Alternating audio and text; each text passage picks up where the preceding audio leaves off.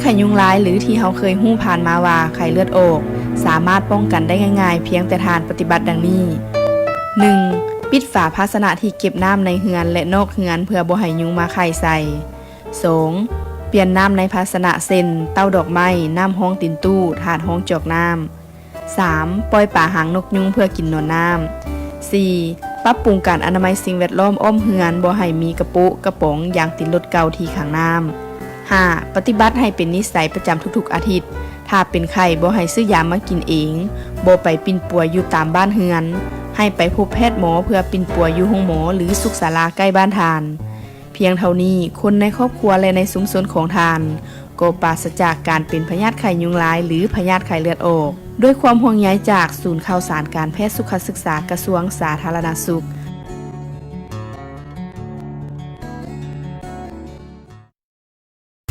ผู้ดี5,000ขายดีตลอดเนาะเสี่ยวเงินไปเฮ็ดอีหยังเด้โอ้ยก็เก็บเงินไปซื้อของฝันหั่นเด้แม่นหว่าคุณใดคนหยอกหน่อยนึงบ่ได้ถึงแม้นมีความฝันกำลังจะเป็นจริงแล้วเด้อ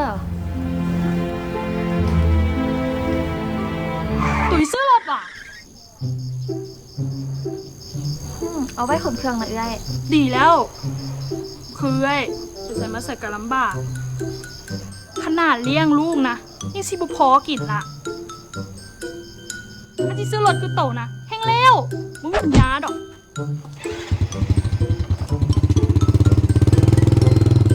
เป็นหนังอยู่เด้รับอยู่บ่นออ้ายน้องยังบ่พร้อมที่จะมีลูกค่ะนะสั่นเฮาไปวางแผนครอบครัวกันสบายดีมื้อนี้หมอจะมาแนะนำวิธีการวางแผนครอบครัววิธีที่1ยาเม็ดคุมกำเนิดต้องได้กินทุกมื้อเด้อวิธีที่2การใส่ถุงยางอนามัยต้องใส่ทุกครั้งเมื่อมีเพศสัมพันธ์วิธีที่3การซักยาคุมกำเนิดจะกุ้มได้ถึง3เดือนวิธีที่4การฝังยาคุมกำเนิดแมนจะอยู่ได้จนถึง3ปีวิธีที่5แมนการเฮ็ดหมันจะเป็นการเฮ็ดหมันถาวรโดยบ่สามารถมีลูกอีกได้เลยและวิธีสุดท้ายแม่นการใส่ห่วงอนามัยซึ่งจะสามารถคุมกำเนิดได้10-12 ปีราคาก็ถูกใส่แล้วสามารถเฮ็ดเวียกได้ทันทีอยากมีลูกยามใดก็ถอดออกตกลงจะเลือกวิธีใดในการคุมกำเนิดน้องสนใจวิธีการใส่ห่วงอนามัยอ้ายคิดว่าจังไดอ้ายเห็นดีเลยกับวิธีนี้แท้ว่ะแท้แล้วเนาะจึงสิได้มาเฮ็ดเวียกช่วยกันไว้จะกำลังรู้สึกเบื่อแต่ว่าเป็นห่วงกันซั่นดอกหมอขอแนะนำเติมอีกน้อยหนึ่งเด้อสำหรับการใส่ห่วงอนามัยนี้และยาทับอิฐจะมีอาการเจ็บท้องน้อยหลังจาก 2-3 มื้ออาการทั้งหมดจะหายเป็นปกติถ้ามีปัญหาหยังสามารถปรึกษาหมอได้ทันทีเด้อการวางแผนครอบครัวมีหลายวิธีทุกวิธีล้วนจะมีความปลอดภัยและได้ผลดีท่านสามารถเลือกวิธีที่เหมาะสมกับตัวท่านเองด้วยการไปรับคำปรึกษาและการบริการวางแผนครอบครัวได้ที่ห้องหมอรัฐใกล้บ้านท่านตอนนี้เจ้ากำลังรู้สึกเบื่อแสดงว่าตอนนี้เจ้าบ่มีเป้าหมายชีวิตที่ชัดเจนหรือเจ้ามีเป้าหมายชีวิตแล้วแต่เจ้าขาดไม่ได้ตัวนี้บุรุษอยากจะขยายความให้ทุกคนได้รู้นำกันว่าจากประสบการณ์ชีวิตตัวเองแน่และจากที่บุรุษศึกษามาพอสมควรน้องก็เลยอยากจะมาแชร์ให้ทุกคนได้รู้จักนำกันในมื้อนี้ที่บุรุษบอกไปข้อที่1คือให้ลองไปสังเกตตัวเองเบิ่งเนาะว่าตอนนี้ที่เฮารู้สึกบอกตัวเองว่าเบื่อนี่นะย้อนเฮาบ่มีเป้าหมายชีวิตที่ชัดเจนบ่อย่างเช่นว่าตื่นขึ้นมาเฮาบ่ฮู้ว่าเฮาจะเฮ็ดหยังตื่นขึ้นมาจับ Facebook แล้วเลื่อนไปหรือเบิดมือ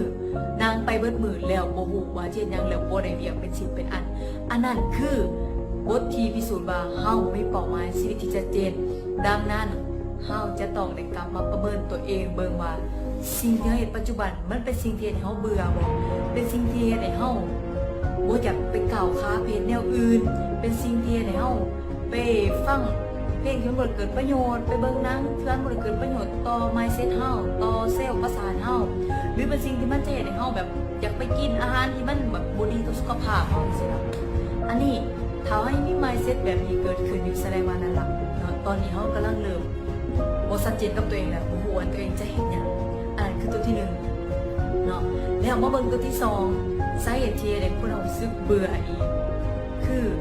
การที่เฮาตั้งเป้าหมายแล้วว่าเฮ็ดอันนี้ให้มันได้เป้าหมายว่าโอเคภายในเดือนนี้ภายในอาทิตย์นี้ภายในปีนี้เฮ็ดอันนี้แต่พอตั้งไปแล้วมันหลายเกินไปเป้าหมายนะ เลยเฮ็ดบ่แล้วจักอันนี่นะหรือเฮ็ดไปบางอันเฮ็ดแต่ก็หยุดเฮ็ดแต่ก็หยุดเฮ็ดแล้วก็หยุดนี่คือเอิ้นว่ามีเป้าหมายแต่ขาดวินัยเนาะดังนั้นมันจะเฮ็ดให้เฮารู้สึกเบื่อเมื่อเฮาตั้งเป้าหมายแล้วเฮาบ่ลงมือเฮ็ดกับมันสิ่งที่จะตามมาคือความเบื่อแล้วความเบื่อนี่มันจะเฮ็ดให้เฮารู้สึกว่าคำว่าเบื่อมันมีอิทธิพลต่อชีวิตมนุษย์เนาะมันจะเฮ็ดให้มนุษย์เหี่ยวแห้งอย่างเช่นว่าเขาเกิดการเบื่อปุ๊บสมองเรามันจะเกิดการตีความหมายไปในทางที่ลบพอตีความหมายไปในทางที่ลบมันจะเกิดความรู้สึกเมื่อความรู้สึกจะส่งออกมา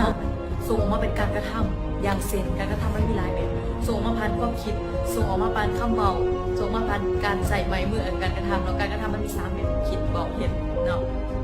การซึ่งรู้ว่าสมองมันจะตีความหมายไปลบปุ๊บมันก็จะหนาหมดการทรงการกระทำหมายถึงความคิดเนาะถ้าว่าหนาบูดแสดงว่าความคิดบุญหูแบบคิดเนกาทีฟแล้วคิดลบแล้วบุญก็จะหนาบูดออกมาหรือบุญหูเบาออกไปเนาะเบื่อเฮ็ดยังกับโบคักโบเนยังกับมีแต่ปัญหาสินะเพราะมันเบื่อแล้วปุ๊บมันจะล่ามไปหาปัญหาหลายๆอย่างอันนี้อันตรายเนาะแล้วบางที่บุญนะจะไปตีแมวอยู่แต่ว่าแมวอยู่ทั้งขาเกิดยังเซนมานะเบื่อไว้สิด้วยไปทุบโต๊ะทุบตังอันนั้นคือการกระทำดังนั้นอันตรายเนาะคำว่าเบื่อนี่นะดังนั้นเวลาทุกคนมาประเมินตัวเองเบิ่งเนาะว่าตัวเองอยู่ในจุดใดอยู่ในจุดที่ว่าบ่มีเป้าหมายชีวิตที่ชัดเจนบ่หรือว่าอยู่ในจุดที่ว่ามีเป้าหมายแล้วแต่ว่าบ่ได้ลงมือเฮ็ดกับมันแบบต่อเนื่องเนาะแบบขาดวินัยดังนั้นลองไปวิเคราะห์ตัวเองเบิ่งว่าตัวเองอยู่ในจุดที่1หรือจุดที่2ถ้าอยู่ในจุดที่1บ่รู้บ่เลยว่าอันตรายเนาะต้องฝ่าไปเพราะว่าชีวิตมนุษย์นะถ้าบ่มีเป้าหมายในชีวิตที่ชัดเจนกับบ่ต่างหยังกับการพายเรืออยู่ในแม่น้ำโดยบ่ฮู้ว่าจะจอดอยู่ไสขนาดเฮาสิไปไสเฮาก็ยังมีเป้าหมายว่าเฮาสิไปไสสิไปเวียงจันทน์เฮาก็ต้องขึ้นรถเวียงจันทน์เฮาก็จะไปเวียงจันทน์สิปักเซ่ต้องฮู้ว่าต้องขึ้นรถปักเซ่สิไปปักเซ่เป็นบ่แล้วเป้าหมายชีวิตเฮาเด้ชีวิตเฮาอีกถึงเป้าหมายถึงชีวิตเฮาถ้ามื้อนี้เฮาบ่มีเป้าหมายบอกเลยว่าเฮาจะสักเซสภายในจอยเฮาจะไปเฮ็ดในสิ่งที่เฮาบ่อยากเฮ็ดอันนี้อันตรายเนาะเป็นในสิ่งที่เฮาบ่อยากเฮ็ดหมายถึงว่าไปเวียกในคนอื่นที่เขาบอกมาให้เฮาโดยที่เฮาบ่ได้มาดังนั้นต้องฝ่าตั้งเป้าหมายเนาะคนที่เขาบ่มีเป้าหมายฝ่ากลับไปตั้งเป้าหมายมันชัดเจนเนาะว่าเกิดมาสานิอยากเฮ็ดอีหยังอยากได้อีหยังอยากมีไลฟ์สไตล์ชีวิตแบบใดไปตั้งเป้าหมายเชิญเข้าไปใน YouTube ก็ได้เพื่อวิธีตั้งเป้าหมายชีวิตนะแล้วตัวที่2คือถามว่ามีเป้าหมายแล้วชัดเจนแล้วว่าเซตอีหยังอยากได้ไลฟ์สไตล์ชีวิตแบบใดลงมือเฮ็ดเนาะเฮ็ดแบบมีวินัยถามว่าบ่ฮู้ว่าจะเฮ็ดแบบมีวินัยจังใดผู้แนะนำปึ้มเล่มนึงให้อ่านคือปึ้ม Eat That Frog กินกบตัวนั้นซะของ Brian Tracy ซึ่งจะให้ผู้รู้มาอธิบายเนื้อหาแบบยาวๆมันก็ต้องใช้เวลาแน่เนาะเดี๋ยวเป็นมือหน้าผู้จะได้มาอธิบายให้ฟังเกี่ยวกับตัวย่อๆให้ทุกคนได้เข้าใจสรุปมื้อนี้ก็คือสาเหตุที่เฮ็ดให้เฮาเบื่อคือ 1. บ่มีเป้าหมายชีวิตที่ชัดเจน 2. มีเป้าหมายแล้วแต่ขาดวินัยบ่เฮ็ดต่อเนื่องกับมันโอเคบ่สำหรับมื้อนี้บุญฮูก็อยากจะฝากทุกคนเพียงเท่านี้เนาะถ้าว่าคิดว่ามีประโยชน์ก็สามารถกดไลค์กดแชร์เพื่อเป็นกำลังใจ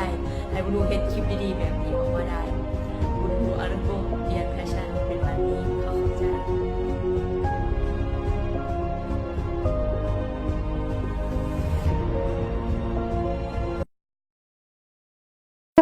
มันคือไลฟ์นี่นะเอ็นนะดิ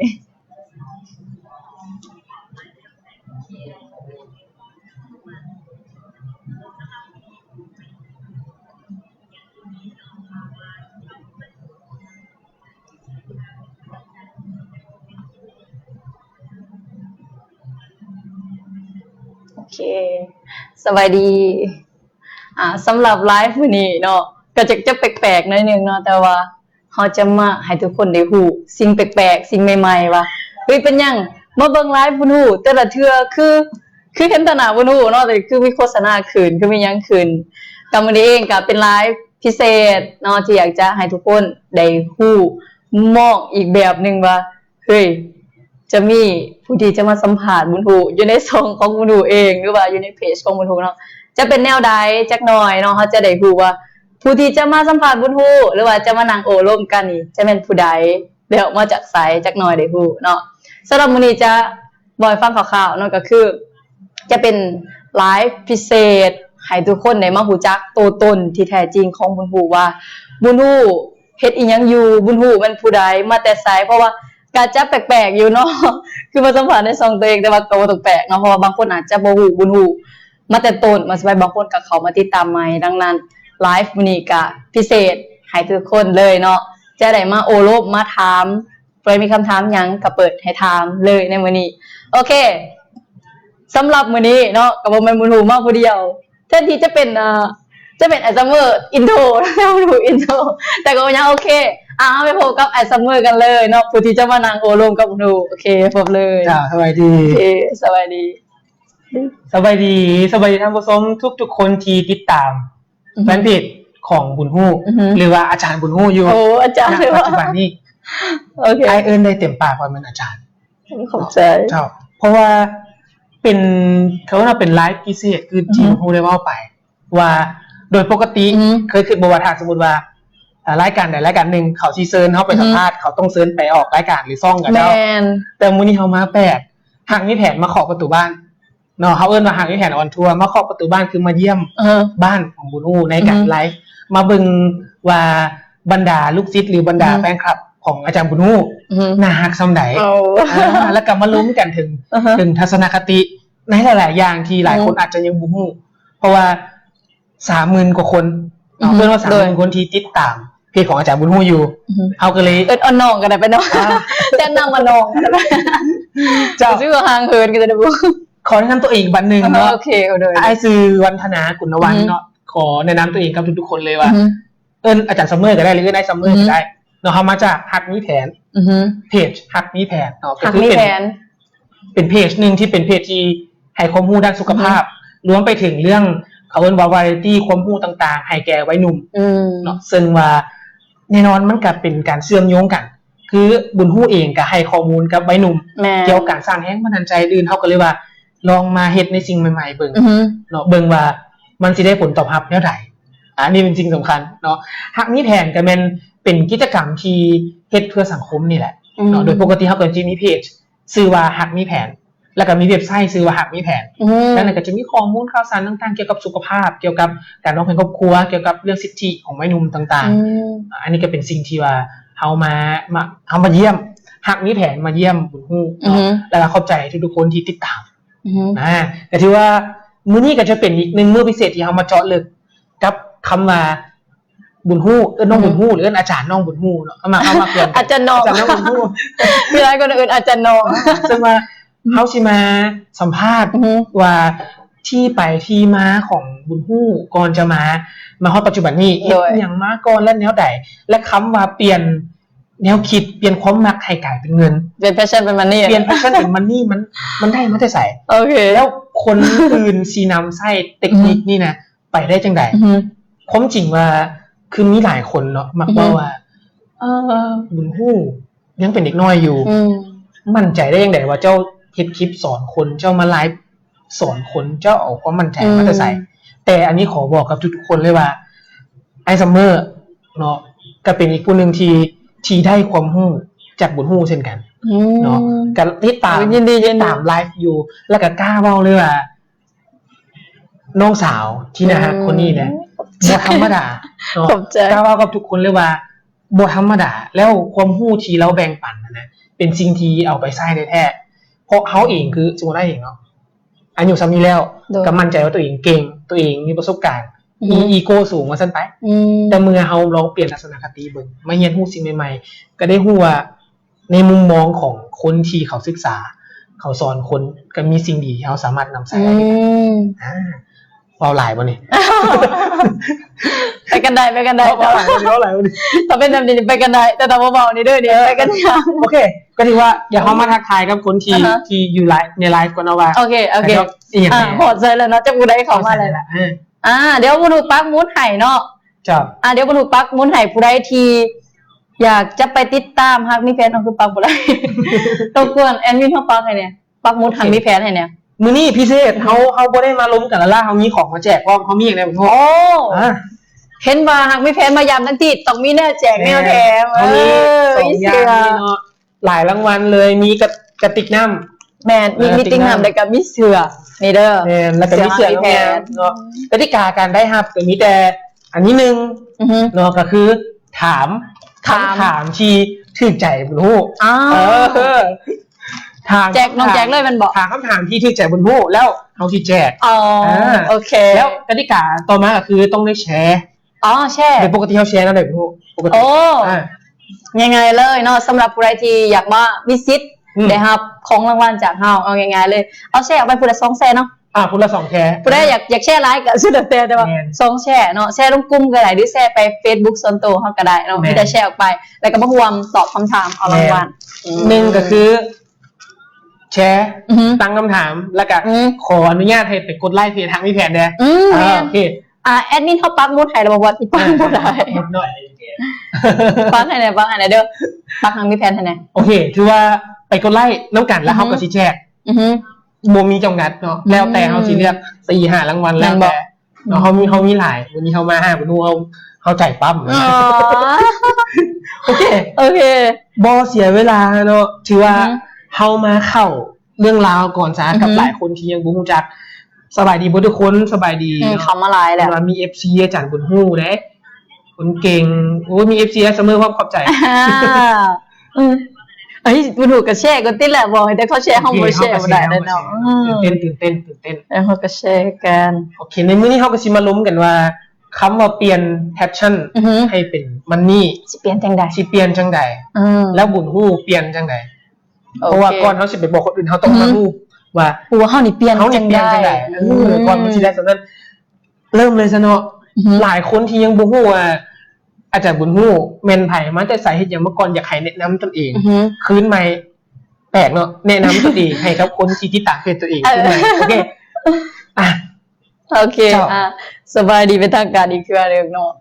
ข้าพเจ้าเองก็ชื่อว่าบุญฮู้อารุณวงศ์นั่นเองเนาะที่ได้หลายคนติดตามบุญฮู้และหลายคนอาจจะเอาบุญฮู้เป็นนักร้องสรรค์แห่งบันดาลใจเนาะหรือว่าเป็นเน็ตไอดอลอีหยังต่างๆลูกก็บอกตรงๆว่าลูกก็คนธรรมดานี่แหละเป็น เจ้า ไอเอ้ยน้องธรรมดาที่มีความรู้สึกอยากออกมาแบ่งปันความรู้ให้ไอเอ้ยน้องเฮาหรือว่าให้วัยรุ่นที่เริ่มมีความคิด จ้ะ อยากเปลี่ยนแปลงตัวเองเนาะบุรุเองก็จากอดีตเนาะอดีตก็เฮียนอยู่นี่ก็อยากรู้เนาะมีหลายคนได้อยากรู้ว่าบุรุเฮียนอยู่ไสมาแต่ไสบุรุเองเป็นคนจำปาสัก จำปาสักมณฑลปากเสเนาะเป็นคนตัวเมืองจำปาสักเลย เขตเมืองมรดกโลกเนาะถ้าผู้ใดไปวัดภูจะรู้จักบ้านบุรุ จ้ะ แถวนั้นล่ะกะยุหานกะเฮียนจบจากหันเนาะแล้วก็จบจากมัธยมแล้วก็ขึ้นมาเวียงแล้วเนาะก่อนที่จะขึ้นมาเวียงมันมีจุดพีคเนาะ มีเรื่องราวจัง มีแล้วเนาะอาจจะเวอร์ ต้องมีเรื่องราวต้อง มีจุดพีคก็คือตอนนั้นน้องก็เริ่มค้นหาตัวเองในสมองเริ่มค้นหาตัวเองตั้งตอนช่วงม .7 ม .6 ม .7 นี่แหละเริ่มศึกษาเริ่มไปลองเฮ็ดหลายอย่างเบิ่งโอ้ตอนนั้นอันเริ่มเข้าไปอย่างอื่นขายเครื่องเนาะเขาเริ่มไปขายเค เรี รื่ ย อน ง ฮู้แล้วเนาะ แน่นเริ่มเข้าไปขายเครื่องเขาก็ฝึกทักษะการเว้าอหยังต่างๆเขาก็ได้เรียนรู้ได้แล้วเขาก็เริ่มมารู้จักกับกลุ่มเงินซีดา ของโรเบิร์ต คิวสกิก็เลยบอกเฮ้ยเฮาอยู่ในมุมใดแล้วเฮาสิไปจังไดเฮาก็เริ่มศึกษาเนาะเริ่มไปฟังหลายๆหน่อยเสมอแล้วเฮาเริ่มเกิดมุมมองความคิดใหม่ๆเริ่มอยากคิดสิ่งที่แตกต่างมาที่นี่นะ แล้วก็เขาเฮ็ดจังได๋อยากง่ายจากฟังแอคทีฟมาเป็นพาสซีฟ ก็เริ่มศึกษานะเดี๋ยวเฮาก็เป็นเด็กน้อยนะตอนนั้นม.6 ม .7 หมู่จักยังหรอกแต่ว่ารู้สึกว่ามันดีหั่นน่ะก็นั่งฟังจนบ่ได้นอนเลยแต่ช่วงนั้นติดเกมไปเล่นเกมเนาะแล้วก็เบิ่งซีรีส์ได้ช่วงน่ะแต่ก่อนๆดังนะแต่พอมาเจอก็เฮ้ยโทรศัพท์น้องเปลี่ยนไปเลยเสมอนับตั้งแต่ YouTube เนาะ YouTube นี่แต่ก่อนมีแต่ซีรีส์เนาะช่วงนั้นรักนะเป็ดโง่นี่ดังเสมอบ่ได้ใจว่าอ้ายเคยเบิ่ง ได้เบิ่งอยู่คือกัน เบิ่งอะเนาะช่วงซีซั่นนึงโคตรมากเลยเบิ่งจนบ่ได้อยู่บ่ได้นอนเนาะแล้วพอเฮามาเริ่มศึกษาเรื่องนี้ซีรีส์เพลงเบิดใน YouTube บ่มีเลยแล้วมาเบิ่ง Facebook เลื่อนไปบ่เห็นเลยเรื่องที่มันแบบค่อนข้างว่าบ่มีประโยชน์นะเกือบสิเบิดไปเลยได้ในเพจเฮาเลื่อนเบิ่งแต่ใน YouTube ยังคือกันเพราะเฮามักเบิ่งหยังน้อยเสมอใน YouTube มันจะโซขึ้นมาแม่นบ่ แม่น ได้เปิดเข้าไปปุ๊บมีแต่แนวคิดพัฒนาความคิดว่าจะเป็นเรื่องเฮ็ดตัวเองมั่นใจบ่เรื่องหาเงินเรื่องหยังเฮ้ยเฮาเริ่มเฮาแปลกๆจากหมู่เริ่มไปนั่งนำหมู่ดื้อเหี้ยนนี่บอกกับหมู่บ่เข้าใจแล้วหมู่บอกว่าเวลาหมู่เขาเห็นน้องเขาเว้าแนวใดเวลาเห็นหมู่ตีตายเด้อก็หมายว่าเฮาเบิ่งอาจารย์แบบเฮาเบิ่งอัน คลิปใน YouTube นะหรือว่าเขาสั่งปุ่มมาอ่านจากอ่านเนาะ ครับ จากเพจไอ้สมบัตินะสั่งตลอดปึ๊บสั่งมาอ่านแล้วปึ๊บเวลาเขาไปเขาก็มีแนวเว้าตัว มีแนว แน่นอนเขามีเรื่องเรา มีเรื่องเรามึงเฮ็ดอันนี้มันดีได้เฮ้ยเฮ็ดอันนี้มันคักได้เฮ้ยสินะเขาก็เลยอยากมาเล่าสู่หมู่ฟังแต่ผู้รับก็มีได้ แต่บังเอิญมันมีผู้บ่รับเนาะ ส่วนหลายกับเจ้ากับเฮาเว้าอีหยังแตกต่างแปลกแตกต่างกับเจ้าก็สิแบบเว้ามาอีหยังเวลาพักผ่อน แม่ มันควรมาล้มกันเรื่องลิ้นควรจะล้มเรื่องคนอื่น ถูก ควรจะล้มเรื่องสังคมบ่มันยามเห็นฮู้ประมาณนี้ บ่แรงไปไสเฮ้ยสินะแล้วปีใหม่พักนั้นพักนี้ไปไสเขาจะลงกันประมาณนี้จังซี่นะแต่ก็สิเสียงไปให้ไปดิแต่ว่าเผอิญว่าเฮาอ่ะนะเฮาอ่านมันปุ๊บเฮาเห็นเขาลงแบบนั้นเฮาก็จะย่างนี้จากกลุ่มนึงไปบอกอีกกลุ่มนึงเวลาเขาก็จะมักบอกให้เฮาเฮ้ยมันจริงจังกับชีวิตหลายยังจังซี่นะแล้วเฮาก็เลยรู้สึกว่าโอเคบ่เป็นหยังเฮาก็เริ่มเฮ็ดตัดสินใจเฮ็ดคลิปคือเฮ็ดคลิป จุดเริ่มต้นก็คือมันเป็นจุดเริ่มต้นจากที่เฮาจบม.7 แม่น แล้วเฮาคิดจะค้นหาตัวเองใหม่ๆ แม่น แล้วเฮาเริ่มพัฒนาตัวเองจากการเรียนรู้ด้วยออนไลน์ หรือว่าหาความรู้เท่าที่มีได้ แม่น เพราะทุกมื้อนี้มันหาง่าย ถูก เนาะแล้วก็ซื้อปื้มมาอ่าน ถูก หาได้สมบัติได้เครดิตเด้อ เก็บเงิน อาจจะบ่ได้เครดิต จะเงินค่าโฆษณา บ่หายเนาะ โอเคก็ถือว่าจุดเปลี่ยนและถามอีกอย่างหนึงก็คือเฮาเปลี่ยนลักษณะนี้นะหมู่ถอยห่างจากเฮาบ่ โอ้ ถามตรงๆเนาะถาม อันนี้ ว่าหมู่ถอยห่างจากเขาจังไดความรู้สึกตอนนั้นมันเป็นจังไดเอาง่ายๆเนาะ โอเค ตอนที่เฮาเริ่มออกมาเฮ็ดคลิปอิหยังต่าง ครับ ๆคลิปทำอิฐนะเสมอ ไปโรงเรียน ทุกคนจะ แปลกเบิ่งตั้งแต่น้องย่างเขาประตูอะนะเพราะว่าน้องเฮ็ดตอนนั้นคิดเพจบ่ออกเนาะคิดว่าอยากออกมาเฮ็ดให้คนมีความสุขคิดแต่เท่านี้นะเสมอย่างก็ไปเอิ้นครัวต่างเพจบุญฮูแฮปปี้คันผู้ใดติดตามหนูมาตลอดจะเห็นเพจบุญแม่นเพจบุญฮูแฮปปี้บ่แม่นบุญฮูอารุณโบกเนาะบุญฮูแฮปปี้ความหมายคิดยังบอกอยากเห็นให้คนมีความสุขที่มาเบิ่งเฮาคิดเท่านั้นนะเสมอก็ได้เฮ็ดเพจตัวนั้นเลยแล้วน้องก็มาเฮียนน้องเฮ็ดคลิปทับอิฐบ่ได้มีอีหยังบ่ได้มีไฟบ่ได้มีไม้บ่ได้มีขาตั้งกล้องบ่ได้มีหยังเลยเสมอตอนนั้นใช้ Samsung J1 เป็น Samsung ที่ตัวเองหาด้วยเงินตัวเองซื้ออันน่ะกะรู้สึกว่าความซ่ามันก็ซ่าอยู่เนาะ โอ้แต่ว่าควบอื่นนี่แล้วก็บ่ได้แจ้งเสมอก็เขาไปเดินครัวกับไฟก็บ่มีมันก็มืดๆก็เฮ็ดคลิปทับอิฐที่เฮ็ดน่ะเคล็ดลับ3คำกำจัดทุกปัญหาในชีวิตสินะก็เฮ็ดก็โพสต์ลงปึ้งลงเนาะแชร์ลงมา Facebook ส่วนตัวแท็กหมู่แล้วก็สิดังดีเนาะตอนนั้นก็บ่ได้ศึกษาบ่ได้เรียนอิหยังต่างดอกแต่ก็ใส่สูตรจำเกินว่าความรู้สึกว่าจะได้มันสิคนเห็นแท็กไปโรงเรียนปึ๊บมื้ออื่นเช้ามาเขาแนมเบิ่งตั้งแต่คนก็มาคอมเมนต์หลายได้หัวก็หลายเว้าให้ก็หลายหยังต่างๆเยาะเย้ยหลายอยากดังบ่อยากเป็นลาล่าบ่อยากนั่นอยากนี่บ่จึงเอามาเฮ็ดก็หลายเฮาก็เบิ่งแล้วเฮาก็วิเคราะห์นะเนาะแล้วมาโรงเรียนตั้งแต่ยังเข้าประตูหั่นน่ะเสมอบ่บ่ยังเกิดขึ้นในคลิปตัวมันมีสายหญ้าดีเว้ยจังซี่นะน้องได้ว่าคำนี้แบบดีเว้ยบ่หมายว่าเวลาเจอปัญหาอิหยังก็ตามในชีวิตน้องจะอธิบายว่าให้เฮาบอกคำว่าดีเว้ยแต่อันที่2เพราะอีหยังอันที่3แก้ไขมันจังซี่นะอย่างเช่นถือแฟนบอกเลยบอกว่าดีเว้ยเพราะว่าจะเจอคนที่ดีกว่านี้แก้ไขให้ตัวเองมันดีกว่านี้จังซี่นะอันนี้คือคลิปที่ทับอิฐก็ได้สายหญ้าว่าดีเว้ยโอเคย่างเข้าห้องก็ดีเว้ยใส่เบิดห้องเลยก็ขอได้เส้นได้เด้อจังได๋ดังแต่บ่ได้เส้นประมาณนี้นะ แล้วเฮารู้สึกว่าหมู่เฮาถอยห่างบ่ในช่วงที่เฮาเฮ็ดลักษณะนั้นหรือว่าเขาแฮงเข้ามาหาเฮาหลายขึ้นห่างได้เสมอเริ่มบอกกับคนอื่นบ่เข้าใจหมู่ก็เริ่มห่างออกจากเฮาห่างเนี่ยที่หมายถึงเวลาบ่แม่นว่าเขาบ่เล่นกับเฮาแล้วหมายถึงว่าเวลาเฮาบอกยังเขาจะย่างหนีเขาจะบ่มาฟังเฮาสินะแต่ก็มีกลุ่มน้อยๆประมาณ 3-4 คนที่ว่าอยากให้เฮาเว้าไปนั่งแบบก็ตามีแล้วบ่ฮู้เว้าสู่ฟังในเรื่องนั้นเรื่องนี้ผู้ที่เขาเก็ตหั่นน่ะผู้ที่บ่เก็ตเขาก็บ่สนเฮาสินะอันนี้เป็นสิ่งสำคัญจุดเปลี่ยนเนาะคือเฮาอยากเปลี่ยนแล้วเฮาเปลี่ยน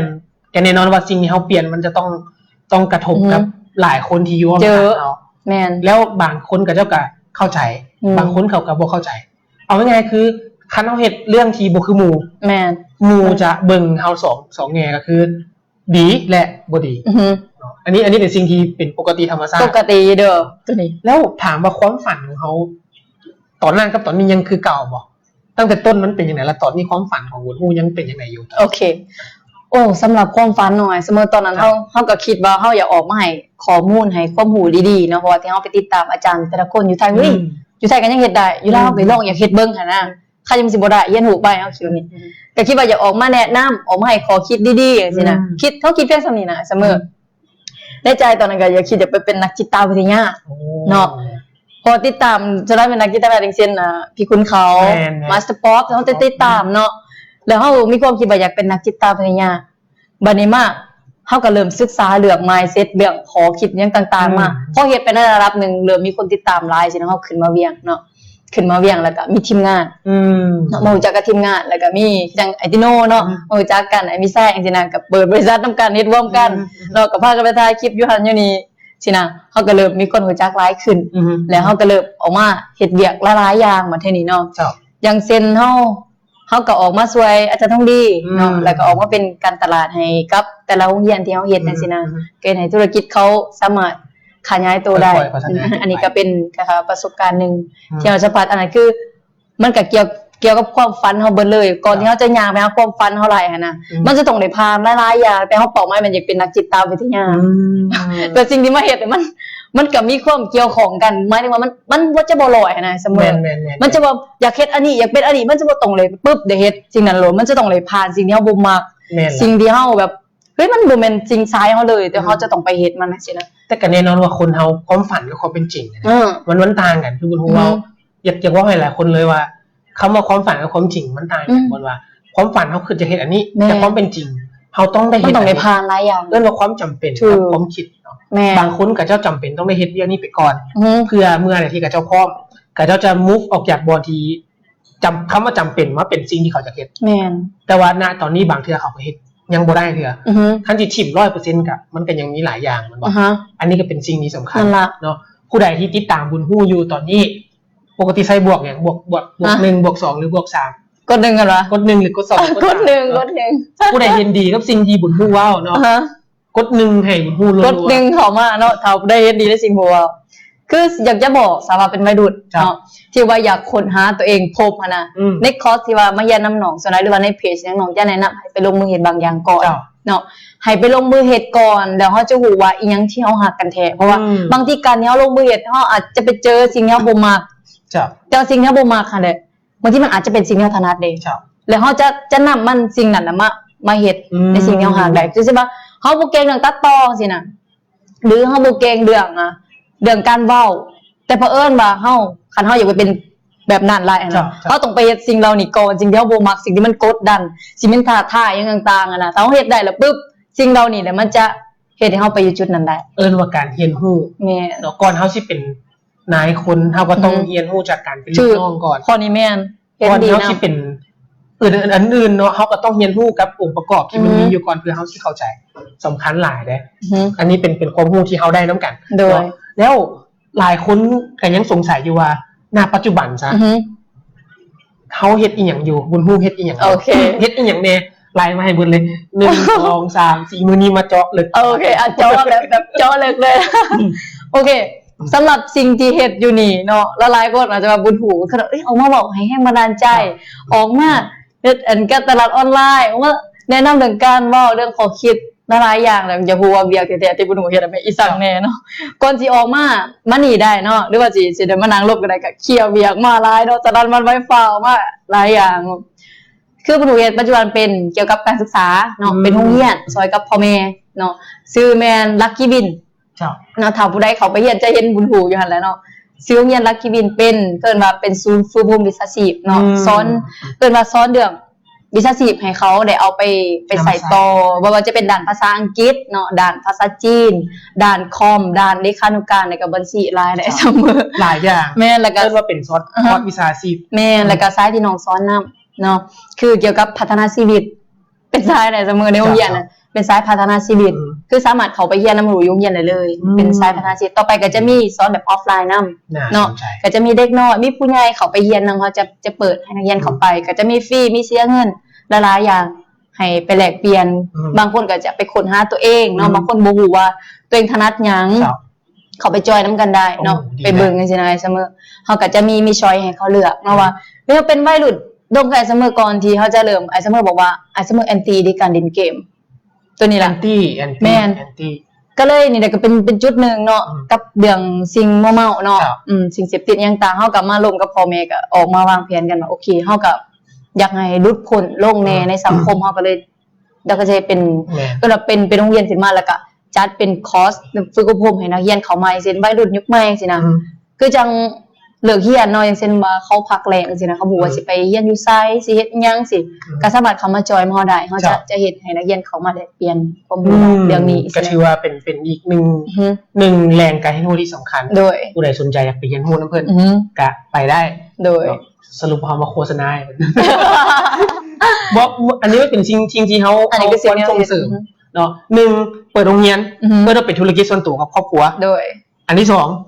อันที่2เขาก็เฮ็ดเป็นฟรีแลนซ์ ฟรีแลนซ์ อ่า ด้านใดๆเอาไว้ ด้านจะเป็นการตลาด การตลาด เพราะเฮาเองก็อยู่กับการตลาดออนไลน์มานี่ก็ทีมงานเฮาก็เฮ็ดการตลาดออนไลน์มาเนาะ ครับ เฮาก็ศึกษาเรียนรู้ต่อสิก็คือจะมีนักธุรกิจเนาะที่ว่าเป็นคล้ายๆ SME จังซี่นะมาขอคำปรึกษาแม่นมาให้เฮาไปแนะนำให้เรื่องการตลาดออนไลน์บ่หรือว่าออฟไลน์ควบคู่กัน จ้ะ อย่างเช่นว่าเฮา เอาง่ายๆก็จังหันคล้ายเกิบบางสินะหันคล้ายเกิบมันคล้ายเสื้อผ้าหรือว่า มันจะมีชอยๆออกไปอีกเนาะหลายๆธุรกิจที่ว่าอยากจะเอามาแจมกับออนไลน์สิที่จริงเขาก็ขายออฟไลน์อยู่แล้วเนาะก็มีบาง 2-3 วันที่แล้วก็มีนักธุรกิจเขามาเรียนนำส่วนตัวเนาะเขาก็แนะนำให้ว่าโอเคการจัดโปรแบบออฟไลน์เฮ็ดแนวนี้เด้อสิเนาะแล้วก็ออนไลน์เขาจะเปิดเพจเขาจะเฮ็ดแนวใดสิเนาะเขาจะ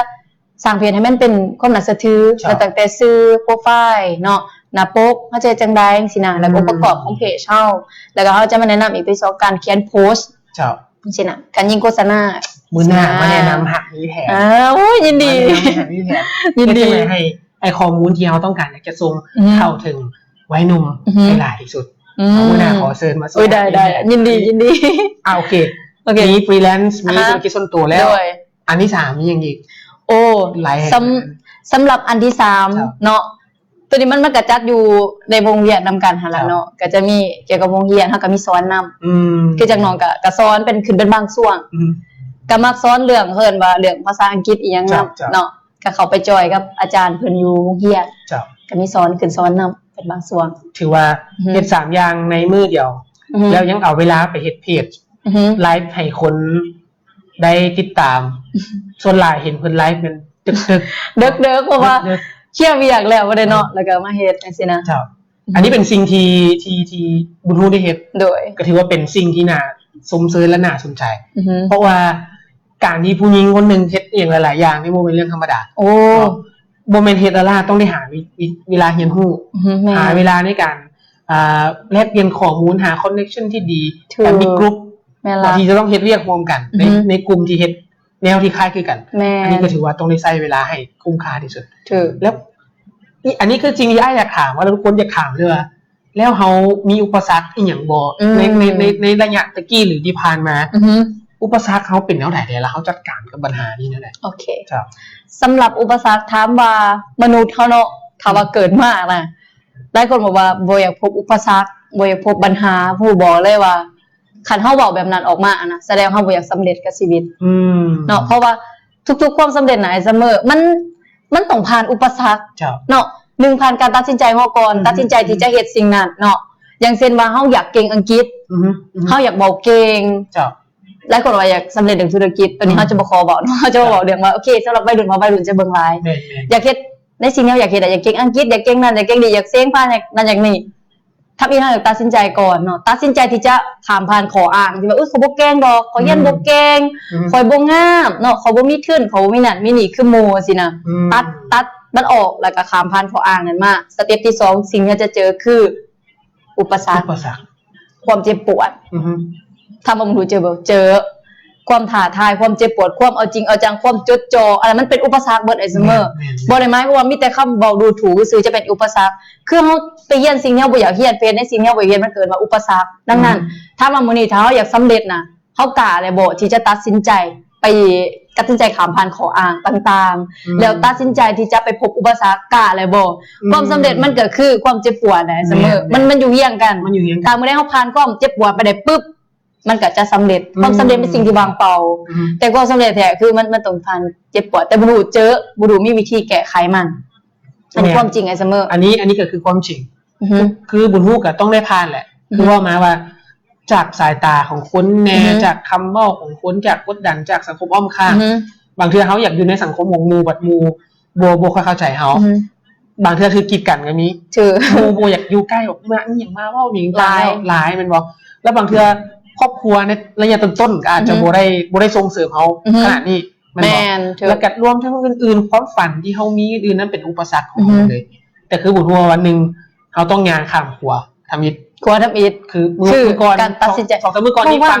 ไอ้ฟังอยู่ฟังการย่างข้ามขัวเขากันจะได้ยินบุญฮู้ว่าขัวน้ำมิตรที่เขาข้ามก็คือข้ามผ่านเขานำอย่างก็ความขออ้างเขาก่อนตัดสินใจข้ามผ่านขออ้างมีหลายเนาะได้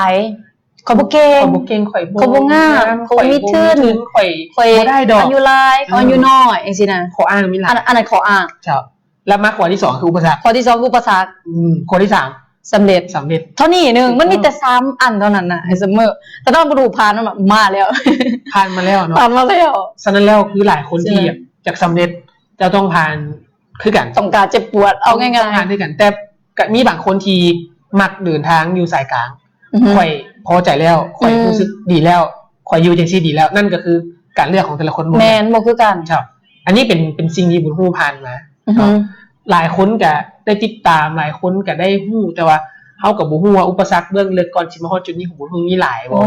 หลายอีหลีเนาะหลายอีหลีหลายคนก็บอกว่าเก่งหลายเด้อจากบุญฮู้ขอบใจเนาะเขามาตอบโอเคคอมเมนต์บ่ทันฮู้ขอวิธีที่บุญฮู้ใส่จัดการกับอุปสรรคจังหน่อยเนาะเอามาตอบคอมเมนต์ก่อนแล้วหลายคนทางฟังเนาะแต่ว่าบุญฮู้จัดการกับมันแนวใดปัญหาหรืออุปสรรคเฮามาฟังเอามาอ่านกันเนาะอ่านก่อนแล้วหลายคนสบายดีเนาะผู้ใดดีเข้ามาเนาะโอเคโอ้มีคนพิมพ์1ให้หลายแท้เนาะขอบใจเนาะขอบใจหลายๆเพิ่นบอกว่าเป็นการไลฟ์สดที่ให้ข้อมูลสมเสยขอบใจหลายๆไอ้น้องเฮาเนาะถ้าใครมีคำถามที่ถามเพิ่นว่าอยากดูคืออาจารย์เนาะบ๊อบบี้บอกเพิ่นว่าอยากดูคืออาจารย์ได้อยากดูรัตนาเพิ่นก็ว่าเก่งหลายทั้งงานทั้งเก่งขอบใจหลายๆเอ้ยเนาะก็ถือว่าคันอยากเก่งคือบุญฮู้อยากดูคือบุญฮู้ก็บ่ยากเรียนนำบุญฮู้เลยโอเคบุญฮู้มีวิธีจัดการกับอุปสรรคแนวใดโอเคเพราะว่าเอาความจริงเลยว่านี่คือสิ่งที่เฮาอ้ายก็ศึกษามาส่วนหลายมีหลายคนที่ออกมาว่าสร้างแรงบันดาลใจโดยว่าต้องเฮ็ดจังซั่นต้องเฮ็ดจังซี่แต่มันก็เป็นทฤษฎีที่เขาจะบ่ค่อยได้ใช้บางเทื่อแต่เอาง่ายบ่เอาทฤษฎีอื่นเด้อเอาวิธีที่ใช้โอเคจัดการกับอุปสรรคกับปัญหาแท้เลยเขาใช้วิธีใดตัวที่มันหูใส่น้องง่ายๆเลยถ้าเอาไปฟังมื้อนี้เอาไปใส่ต่อเลยเนาะคือเตรียมบิ๊กเตรียมปึ้มขึ้นมาให้เวลา3วิไอ้ซัมเมอร์ขอบิ๊กเลยโอเค3วินาที1 2 3โอเคเบิดเนาะวิธีง่ายๆเวลาบุญหูพบปัญหาบุญหูเชื่อเหลือเกินว่าปัญหาคนนี้มันมีหลายอุปสรรคบ่หรือว่าจะเป็นปัญหาเรื่องการเงินก็เป็นอุปสรรคหมดเสมอปัญหาเรื่องความสัมพันธ์เรื่องความฮักเนาะบางทีเราเห็นบางสิ่งบางอย่างไปแล้วความสัมพันธ์ออกข้างบ่เข้าใจเสียงเขาเสียจังได๋เนาะแล้วปัญหากับตัวเขาเองอีกความคิดเขาเองปัญหากับตัวเองความคิดตัวเองเขาจะจัดการมันแนวใดบ่ใส่วิธีเลยเสมออันที่1เนาะอันที่1เวลาพบปัญหาว่าจะบวกหรือลบก็ตามส่วนหลายปัญหามันจะมักลบแม่นบุญจะตีความหมายไปในทางที่บวกก่อนเนาะการตีความหมายไปทางที่บวกก็คือถ้ามันบ่ดีปึ๊บบุญจะตีมาโอ้มันต้องมีแนวที่ดีกว่านี้อย่างเช่นมีคนบอกมาเดี๋ยวปึ๊บโอ้ตีพวกมาดีมันจะเป็นแบบไหนเช่นเขาตีมาเราดึกเขาแนะนำยังมาถ้าเขาตีไปในลบปึ๊บเขาจะเบิดพลังเขาถ้าเขาเฮ็ดคือเขาเลยมันสิมีอย่างดีขึ้นจังซี่เขาก็ลองปรับเบิ่งเขาก็ลองแก้ไขเบิ่งจังซี่นะอันนี้คือการตีความหมายบวกแต่ถ้าเขาบ่ตีบวกปึ๊บจังซี่นะอีหยังมันสิเกิดขึ้นได้ซั่นฮู้บ่ก็แน่นอนว่าเหี่ยวเลยใจเฮาเหี่ยวโหดหูเลยบ่การค้นคิดนี่นะมันเป็นสิ่งที่สำคัญอันนี้เรียนจากบุญฮู้เลยความคิดเป็นสิ่งที่สำคัญเพราะว่าความคิดนี่มันส่งผลต่อทางกายทั้งหมดโดยสมองสั่งใบหน้าสั่งเท้าคิดว่าเฮ็ดบ่ได้มันก็บ่ได้เฮาคิดว่ามันดีมันก็ดีอันนี้เป็นสิ่งที่สำคัญโดยอันนี้แหละคือทวิตสิ่งที่หมู่ให้ความสำคัญคือการตีความหมายบ่ว่าจะเป็นทีมที่ว่าเฮ็ดเวียกร่วมกันฮู้จะแนะนำเลยถ้าว่ามีปัญหามากระทบเฮานะบ่จะเป็นเรื่องโรงเรียนเรื่องหยังก็ตามเรื่องนักเรียนบ่พอใจบ่หรืออีหยังก็ตามบ่จะบอกให้ตีความหมายไปในทางที่บวกเบิ่งถ้าเฮาตีความหมายไปในทางที่ลบปึ๊บอีหยังสิเกิดขึ้นคือทีมเฮามันจะเหี่ยวไปเลย อุ้ยนักเรียนเป็นจังซั่นนักเรียนบ่พอใจนักเรียนเว้านั่นเว้านี่จังซี่เขามาเว้าสู่กันฟังปึ๊บนี่เด้ทีมงานเฮาก็เจอสดๆเลยเปลี่ยนใหม่บางลองตีไปทางที่บวกเบิ่งแล้วบอกแม่นเด้อประเทศให้เฮาได้กลับมากระตุ้นทีมขึ้นว่าเฮ้ยเฮาต้องเฮ็ดจังได๋ให้นักเรียนบ่เฮ็ดแบบนั้นบ่มีพฤติกรรมแบบนั้นให้นักเรียนพอใจเฮาก็ไม่มีวิธีขึ้นมาเพราะว่าน้องให้ความสำคัญการตีความหมายถ้าว่าเฮาตีความหมายไปในทางที่บวกมันจะมีวิธีการแก้ไขปัญหามาแต่ถ้าเฮาตีไปทางลบปุ๊บมันจะตัดวิธีการออกได้เสมอแล้วมันจะให้เฮาจมปักกับปัญหาเฮ็ดเฮามีความทุกข์เกิดขึ้นมาทันทีแล้วก็สะสมปัญหาสะสมวิธีที่2วิธีที่1มันตีความหมายไปในทางบวกตีความหมายทางบวกแม่นเฮาบ่คิดว่าโอ้มันย้อนหยังแต่เฮาคิดว่าเฮาก็คือเฮาสิจังได๋แม่นเปลี่ยนจาก y มาเป็นจาก y เป็น how โอเคอย่างเช่นว่าเป็นหยังมันก็เป็นแบบนี้คันว่าเป็นหยังเฮาจะได้แต่คำตอบลบๆมาแต่ว่า how เนาะเปลี่ยนจาก y เป็น how หมายถึงวิธีการเฮาเสียจังได๋จังซี่นะอันนี้คือการตีความหมายที่น้องใส่กับทิมนะเนาะแล้วอันที่2เนาะใส่สูตรเขียนเสียเลยเนาะปัญหาอย่างที่เจออยู่หม่องเฮ็ดเวียอย่างเช่นว่าโอเคเอาสดๆเอาความจริงเลยเนาะถามว่ากับน้องเนาะแล้วมีคนมาคอมเมนต์หรือว่าคอมเพลนยังเฮาเขียนออกมาปึ๊บเขียนออกมาอันนึงอันนี้มันเฮ็ดให้คันอีหยังก็ตามที่ไม่ได้ให้เฮาบ่พอใจหรือให้เฮาแบบรู้สึกจี๊ดขึ้นมาแสดงว่าเฮาต้องมีจุดผิดจังซั่นเฮาจังรู้สึกตอบรับจังซี่นะเขียนออกมาหรือปัญหาเรื่องเงินบ่มีใดน้องก็มีปัญหาเรื่องเงินเนาะบ่เป็นวัยรุ่นเด้เป็นวัยรุ่นเนาะบางทีเฮาเงินมันบ่ทันจังซี่ตอนช่วงมาเรียงใหม่ๆที่โอ้มีปัญหาเรื่องการเงินเขียนออกมาบางทีเฮาออกมาจากบ้านเด้เนาะมาจากบ้านจังซี่เฮาก็บ่ได้มีพ่อมีแม่ที่จะส่งเสริมเฮาได้คือคนอื่นสิเฮาก็ต้องมีปัญหาเรื่องการเงินก็ได้เขียนมันออกมาปัญหาเรื่องอีกอย่างอีกโคตรออมข้างเขียนออกมาส่วนใหญ่จะเป็นปัญหาเรื่องเงินกับคนของเขาน้องเขียนออกมาเนาะพอเขียนออกมาแล้วปุ๊บสเต็ปที่3ในเสมอแก้ไขเลยโอ้คือเขาเขียนบ่พอเขาต้องแก้ไขบางคนนี่เขียนไว้แล้วก็เก็บไว้ในสะสมดองไว้อันนี้สำคัญ3อย่างเช่นเอายกตัวอย่างง่ายๆเนาะถ้าว่าใบหลุดสไลด์จะมีปัญหาเรื่องเงินถูกต้องมาอยู่ห้องพักมาอยู่ห้องแถวหรือว่าบางคนอาจจะมีเงินพี่น้องแต่เงินพ่อแม่ส่งให้บ่ทันบางพ่อแม่ก็เฮ็ดเวียกหาเสากินค่ำบางพ่อแม่ก็เฮ็ดเวียก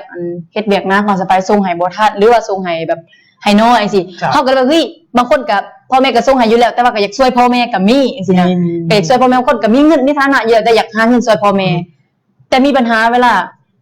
เฮาจะคิดวิธีหาเงินสิเฮาคิดบ่ออกจังซี่นะเป็นปัญหาอีกได้เป็นอุปสรรคให้เฮาอีกได้เป็นอุปสรรคว่าเห็นหมู่ใดนั้นใดนี้เฮาก็อยากได้แต่เฮาบ่รู้วิธีหาเงินเอาคนคิดว่าโอ๊ยต้องไปเสิร์ฟต้องไปเวียกหนักๆจังซี่นะมันก็เป็นอุปสรรคเบิดดังนั้นเฮาต้องเขียนมันออกมาถ้าว่ามันเป็นปัญหาในชีวิตเฮาถ้าว่าเฮาบ่มีเงินอยู่ตอนนี้มันเป็นปัญหาในชีวิตเฮาต้องเขียนมันออกมาเนาะเขียนออกมาแล้วมาหาวิธีว่าเฮ้ยสิเฮ็ดจังได๋จังสิได้เงินมาแล้วอยากได้เงินเท่าใดต้องมาตั้งเป้าหมายให้ชีวิตให้ตัวเองเนาะอันนี้คือสิ่งที่หมู่ใส่อันที่1ถ้าพบปัญหาหรืออุปสรรคหยังก็ตามให้เขียนมันออกมาให้ตีความหมายไปในทางที่ดีแล้วในทางที่ดีอย่าลืมว่าในทางที่บวกมันก็มีบทเรียนในทางที่ลบมันก็มีบทเรียนเนาะถ้าว่าลบมันเป็นบทเรียนเราก็เก็บมาใส่ให้มันเป็นบวกนี่แหละมันจะเป็นการตีความหมายไปทางที่ดีเนาะแล้วอันที่2มันเขียนมันออกมาเนาะอันที่3มันแก้ไขมันก็เท่านั้นแหละปัญหาในชีวิตมนุษย์เนาะคันเฮาแก้ไขแล้วมันก็จะเฮ็ดให้เฮาโลภปัญหาเรื่องบ่มีเงินทามื้อนี้เนาะลองจินตนาการดิทามื้อนี้เฮามีปัญหาเรื่องการเงินเฮาบ่ว่าสิหาเงินได้แนวใดเฮาเขียนออกมาโอเคผ่านไปประมาณเดือนนึงเฮามีเงินใช้โดยตัวเองเฮามีอาชีพหรือว่ามี2ทางหาเงินเพราะว่าเฮาตีเข้ามาแล้วเฮาหาวิธีแก้ไขเฮาจะมีวิธีการเด้เฮาเฮ็ดได้ปึ๊บสิ่งที่เฮาจะรู้สึกเสมอผู้บ่มันหยังบ่รู้สึกตะบิดเฮาจะรู้สึกโล่งรู้สึกดีรู้สึกโล่งแบบคือจังเฮาสิเซ็งหน่อยเสมอเซ็งแล้วแบบนั้นแหละแบบพี่จะว่าเฮ้ยปัญหาตัวนี้มันยังปัญหาตัวนี้ไก่สีเซ้งเนาะสิวัยรุ่นมาฟังไก่สีเซ้งบ่จะเป็นม.4 หรือม.7 ปัญหาหลายถ้าเฮานั่งจมกับปัญหายังสิเกิดขึ้นเซ้งบ่ได้แต่ถ้ามื้อนี้มันเป็นปัญหาเฮาเคลียร์มันออกมาแล้วแก้ไขง่ายๆเบิ่งบทเรียนใช่นะแบ่งเวลาให้ตัวเองเบิ่งบทเรียนมื้อละชั่วโมงก็พอแต่ว่าบ่ได้เบิ่งหลายก็เวลาดินเกมได้เนาะเฮ็ดในสิ่งมันบ่สำคัญแล้วก็บ่จำเป็นแต่ว่าสิ่งที่มันเร่งด่วนแล้วก็สำคัญหันบ่เฮ็ดสินะเพราะว่าเอาความจริงว่าในทุกมื้อนี่ไอ้คือว่าทุกคนน่ะนะมีความรู้เท่ากันเบิดเพราะว่าอย่างความรู้ของทุกคนมีอยู่นำตัวอยู่แล้วโดยมีกับอินเทอร์เน็ตมีกับทุกอย่างที่มองคนสามารถจับได้มาใช้แบบนี้สำคัญแต่ว่าเฮาสิจัดการกับมันแนวใดอีกเรื่องนึงแล้วก็ไอ้เชื่อว่าทุกคนมีความฝันนะว่าอยากบางคนอยากรวยอยากมีเงินอยากไปเที่ยวรอบโลกอยากพาพ่อแม่ไปเล่น อยากจะมีครอบครัวที่สมบูรณ์อยากจะสร้างวีรกรรมอะไรหนึ่งเพื่อให้สังคมจื้อจำเนาะอันนี้มันความฝันของทุกๆคนเลยแต่ว่าแล้วเขาสิไปถึงฝันมันจังใดนี่คือคำถามที่เขาต้องค้นหาคำตอบคือ how นะ how เนาะ ง่ายๆ จังใด ง่ายๆคือตัวเขาบอกบางต้นๆนะตัวขามครัวสองครัวนะ แมนไปขามครัว2ครัวก่อนแล้วจะได้คำตอบเองชื่อแล้วสิ่งที่หลายคนคิดว่าแล้วความว่าคำมันเปลี่ยน passion ให้เป็นมันนี่นี่นะน่าสนใจเลยมันเป็นว่าเปลี่ยนเลยสมมติได้เสมอมีความทุกคนมีความฝันใครมีความฝันบวกหนึ่งเนาะใครมีความฝันบวกหนึ่งด้วยบวกหนึ่งมากดหนึ่งมากก็ได้เนาะเชื่อว่าในนอนทุกคนมีความฝันแล้วสมมติเสมออยากจะเป็นเจ้าของธุรกิจอันใดหนึ่งความฝัน passion มากแค่แต่บุกหัวสิเปลี่ยนมันเป็นเงินเท่าไหร่ก็จะขึ้นอะไรมักแฮงคำว่าเปลี่ยนแพชชั่นไอ้มักกันว่ามักแฮงเพราะว่าน้องได้คำนี้ทมิดนะน้องก็ว้าเด็กกับตาน้องร่วมกันโอ้ตาซื้อนี่โคตรคักเลยเป็นซื้อที่เขานำหามาดนแต่มันได้มันรู้สึกที่มันคักเลยทุกคนจื้อบรูเลยเด้อบรูจะบอกได้เลยบรูเอาบงเปลี่ยนแพชชั่นเป็นวันนี้นี่คือสโลแกนแม่เป็นสโลแกนแต่กระต่อมันจะมีต่อเนาะบุรุษเอารุ่นโบกเปลี่ยนแฟชั่นเป็นมันนี่ใบดุลยุคใหม่หาเงินใส่เองนี่นะมันเป็นสโลแกน2อันที่ว่าเที่ยวมาแห้งมันนี่เอาง่ายๆคือวัยรุ่นทุกคนเนี่ยโบมีไผ่ที่อยากโบอยากประสบผลสำเร็จทุกคนอยากสำเร็จเมื่อโบมีไผ่อยากจะแบมือของเงินพ่อแม่ใช่ถือแต่ปัญหาของเขาก็คือแล้วมันสิเฮ็ดจังไดล่ะนี่ล่ะอันนี้คือสิ่งที่หลายคนยังบ่ฮู้สิไปจังไดเอาง่ายๆซะจุดเริ่มต้นของคำว่าเปลี่ยนแพชชั่นให้เป็นมันนี่ความหมายของมันเป็นอะไรไม่รู้โอเคความหมายของไปอันนี้เลยมันนี่โอเคตัวนี้มันจะมีสเต็ปของมันหน่อยเสมอที่จริงตัวนี้น้องก็ได้เฮียนมาคือกันน้องกับเขายังเฮียนมาเนาะแล้วก็เอามาเฮ็ดก็ได้อยากจะแบ่งปันให้เลยที่จริงน้องจะเปิดวันที่1เดือน8ฮั่นเนาะแต่ว่าจะมาแบ่งปันให้ฟรีๆเลยในเขาบ่ได้ตั้งใจนะเนาะคือคำว่าเปลี่ยนแพชชั่นเป็นมันนี่ในความมุมมองของน้องนะมันจะมีอยู่2โซนนะเสมอโซนที่1คือโซนของคนที่มีประสบการณ์แล้วออกไปเฮ็ดบางสิ่งบางอย่างแล้วแล้วฮู้ว่าคอยถนัดสิ่งนี้นะคอยเฮ็ดกับมันแล้วคอยรู้สึกว่าคอยมักแต่ว่าเพียงแต่คอยเฮ็ดคอยฮักคอยมักแต่ว่าเฮ้ยคอยบ่สามารถสร้างเงินจากมันได้นะเสมอยังมีล็อกอันนึงแม่นคนที่มีอันนึงแล้วแต่มันยังบ่ทันได้ไปที่สุดหรือว่าอย่างต่างเนาะยังบ่วิธีสร้างเงินจากมันที่จริงทุกอาชีพเลยในโลกเฮานี่นะเฮาสามารถสร้างเงินจากมันได้ถูกเลยไอ้มักคำเบานี่ว่าทุกอาชีพไอ้ยกตัวอย่างเช่นว่าคนที่มักถ่ายรูปนี่โบเมนแต่เจ้าสิไปจับกล้องถ่ายรูปแล้วจะได้เงินมันยังมีอีกเกือบ20กว่าวิธีที่จะได้เงินแม่นว่าเป้าหมายอันเก่าคือถ่ายรูปหลายๆเงินแต่ว่าวิธีการที่จะให้ได้เงินนะมันมีบักหลายอย่างเช่นเนาะหับเกิดแบบฟรีแลนซ์เนาะหับถ่ายงานดองหรือไปถ่ายให้อยู่บริษัทได้นึงด้วยไปสมัครอยู่บริษัทได้นึงเฮ็ดเป็นฟรีแลนซ์ให้เขาก็ได้เวลามีเดี๋ยวเขาก็เอาเฮาไปเฮ็ดแต่สินะหรือว่าเฮามาสร้างเพจสร้างตัวตนจังเช่น YouTube เนาะเฮาให้ข้อมูลวิธีท่านั่นนี่ท่านั้นท่านี้มุมนั้นมุมนี้จังซี่นะใน YouTube เสียคนเบิ่งยอดวิวเฮาหลายเขาก็ได้เงินแต่ว่าก่อนที่จะงานมันก็ต้องได้เรียนฮู้ก็ต้องได้ผ่าน2ครัวต้องไปเรียนว่าการเฮ็ดหน้าปก YouTube เฮ็ดจังได๋เนาะเฮ็ดจังได๋คนมักเสิร์ชหาคำเบาได้สิเฮาจะต้องไปเรียนเบิดแล้วคนจังเบิ่งเฮาอย่างเช่นอยู่ลาวเฮาสิส่วนหลายคนเสิร์ชเป็นภาษาลาวส่วนใหญ่เสิร์ชเป็นภาษาไทยต้องเฮ็ด2เวอร์ชันภาษาลาวภาษาไทยจังซี่นะถูกต้องคีย์เวิร์ดมาใส่จังซี่นะมันทุกอย่างมันขึ้นกับการเรียนรู้เฮาเว้าได้เฮาก็ต้องได้ไปเรียนสิเฮาก็ไปอยู่ในกลุ่มยูทูบเบอร์ของไทยคือกันเฮาก็ได้เรียนรู้บางส่วนเฮาก็จะเริ่มปีนี้เดิมเป็น YouTube คือกันนะถูกต้องแล้ว1คือแพชชั่นให้เป็นมันนี่สำหรับคนที่มีอย่างได้แล้วมีอย่างแน่แล้วอีกกลุ่มนึงเนี่ยอีกกลุ่มนึงคือคนที่ยังบ่ทันได้เฮ็ดอีหยังเลยมีแต่ความคิดว่าขอยอยากเป็นอันนี้นะเสมอขอยอยากเป็นอันนี้ขอยอยากเฮ็ดอันนี้แต่บ่ฮู้สิเริ่มจังได๋แต่บ่ฮู้สิเริ่มจังได๋จังซี่นะอย่างเช่นมีนักเรียนมาเยี่ยมน้องเนาะคือจังน้องไปยังซาเนาะอันนี้ก็ขอยกเป็นเคสสตัดดี้ให้ทุกคนได้รู้กันเลยเพราะว่าจะอยู่ในกรณีที่2น้องไปยังซาเราก็บ่ทันได้มีประสบการณ์ที่ว่าหลายเพราะว่าเราเรียนอยู่ม.6 ม.7 เด้เนาะแต่ว่าความมักของเราคือภาษาอังกฤษเรามักภาษาอังกฤษทั้งมักทั้งหักขนาดแต่ก็มีความถนัดอยู่ในระดับนึงเนาะแล้วก็ฝึกประมาณ4เดือนแล้วฝึกแล้วจน accent ออกมาได้ดี4เดือนที่เราฝึกทุ่มเทกับมันส่วนฝึกนำบ่ได้ไปเรียนอยู่นำผู้ใดเลยแล้วว่าใส่อินเทอร์เน็ต เรียนล้วนๆฝึกล้วนๆหมายถึงว่า passion ของเราตั้งใจที่จะเจ็บปวดตั้งใจที่จะจดจ่อที่จะเรียนรู้กับมันนะฝึกจนเบาได้ของแก้วเรามาเรียนน้องก็แนะนำให้ไปสร้างเพจเลยน้องบอกเนาะชีวิตเขามามือที่1มือ2ยังบ่ทันรู้ว่าตัวเองเสียอีหยังพอมาเรียนมือที่3ฮู้แล้วว่าตัวเองเสียอีหยังน้องยกเคสต่างๆมาให้เบิ่งนี้ได้เขาเฮ็ดได้นี่ได้ต่างๆเกิดมีมุมมองคือเขาพยายามน้องบ่แม่นว่าน้องจะอยากให้เขาเฮ็ดนั่นเฮ็ดนี้คือให้เขาแนวเห็นตัวเองสินะหลังจากนั้นเราก็ไปเฮ็ดเพจมาช่วงเดือนที่1ช่วงเดือน1เดือน2เราเฮ็ดเพจมาปัจจุบันนะก็ผ่านมาประมาณ5-6เดือนเนาะนี่มันเดือนที่6คนติดตามเพจแล้วสิเขา 30,000 ละเห็นบ่ย้อนเลยเฮ็ดใน passion 30,000 กว่าเกือบ 30,000 กว่าเห็นบ่ได้มันจะมีวิธีเนาะเฮาสร้างเพจแล้วเฮาอยู่วิธีเขียนแคปชั่นให้คนแชร์จังได๋เขาแชร์ถึงหลักพันบางแซงเราเข้าถึงคนหลักล้านเลยได้เฉพาะอัลบั้มหูบ่ซื้อนะคน 10,000 กว่าแชร์ถึงเขาถึงคนเป็นล้านบ่ธรรมดาถ้าว่าหลักพันแชร์กับเขาถึงคนเป็นแสนจังซี่นะคือจังเพจตัวน้องเฮ็ดอยู่เพจภาษาจีนจังซี่นะก็เขาถึงคนหลักแสนสินะ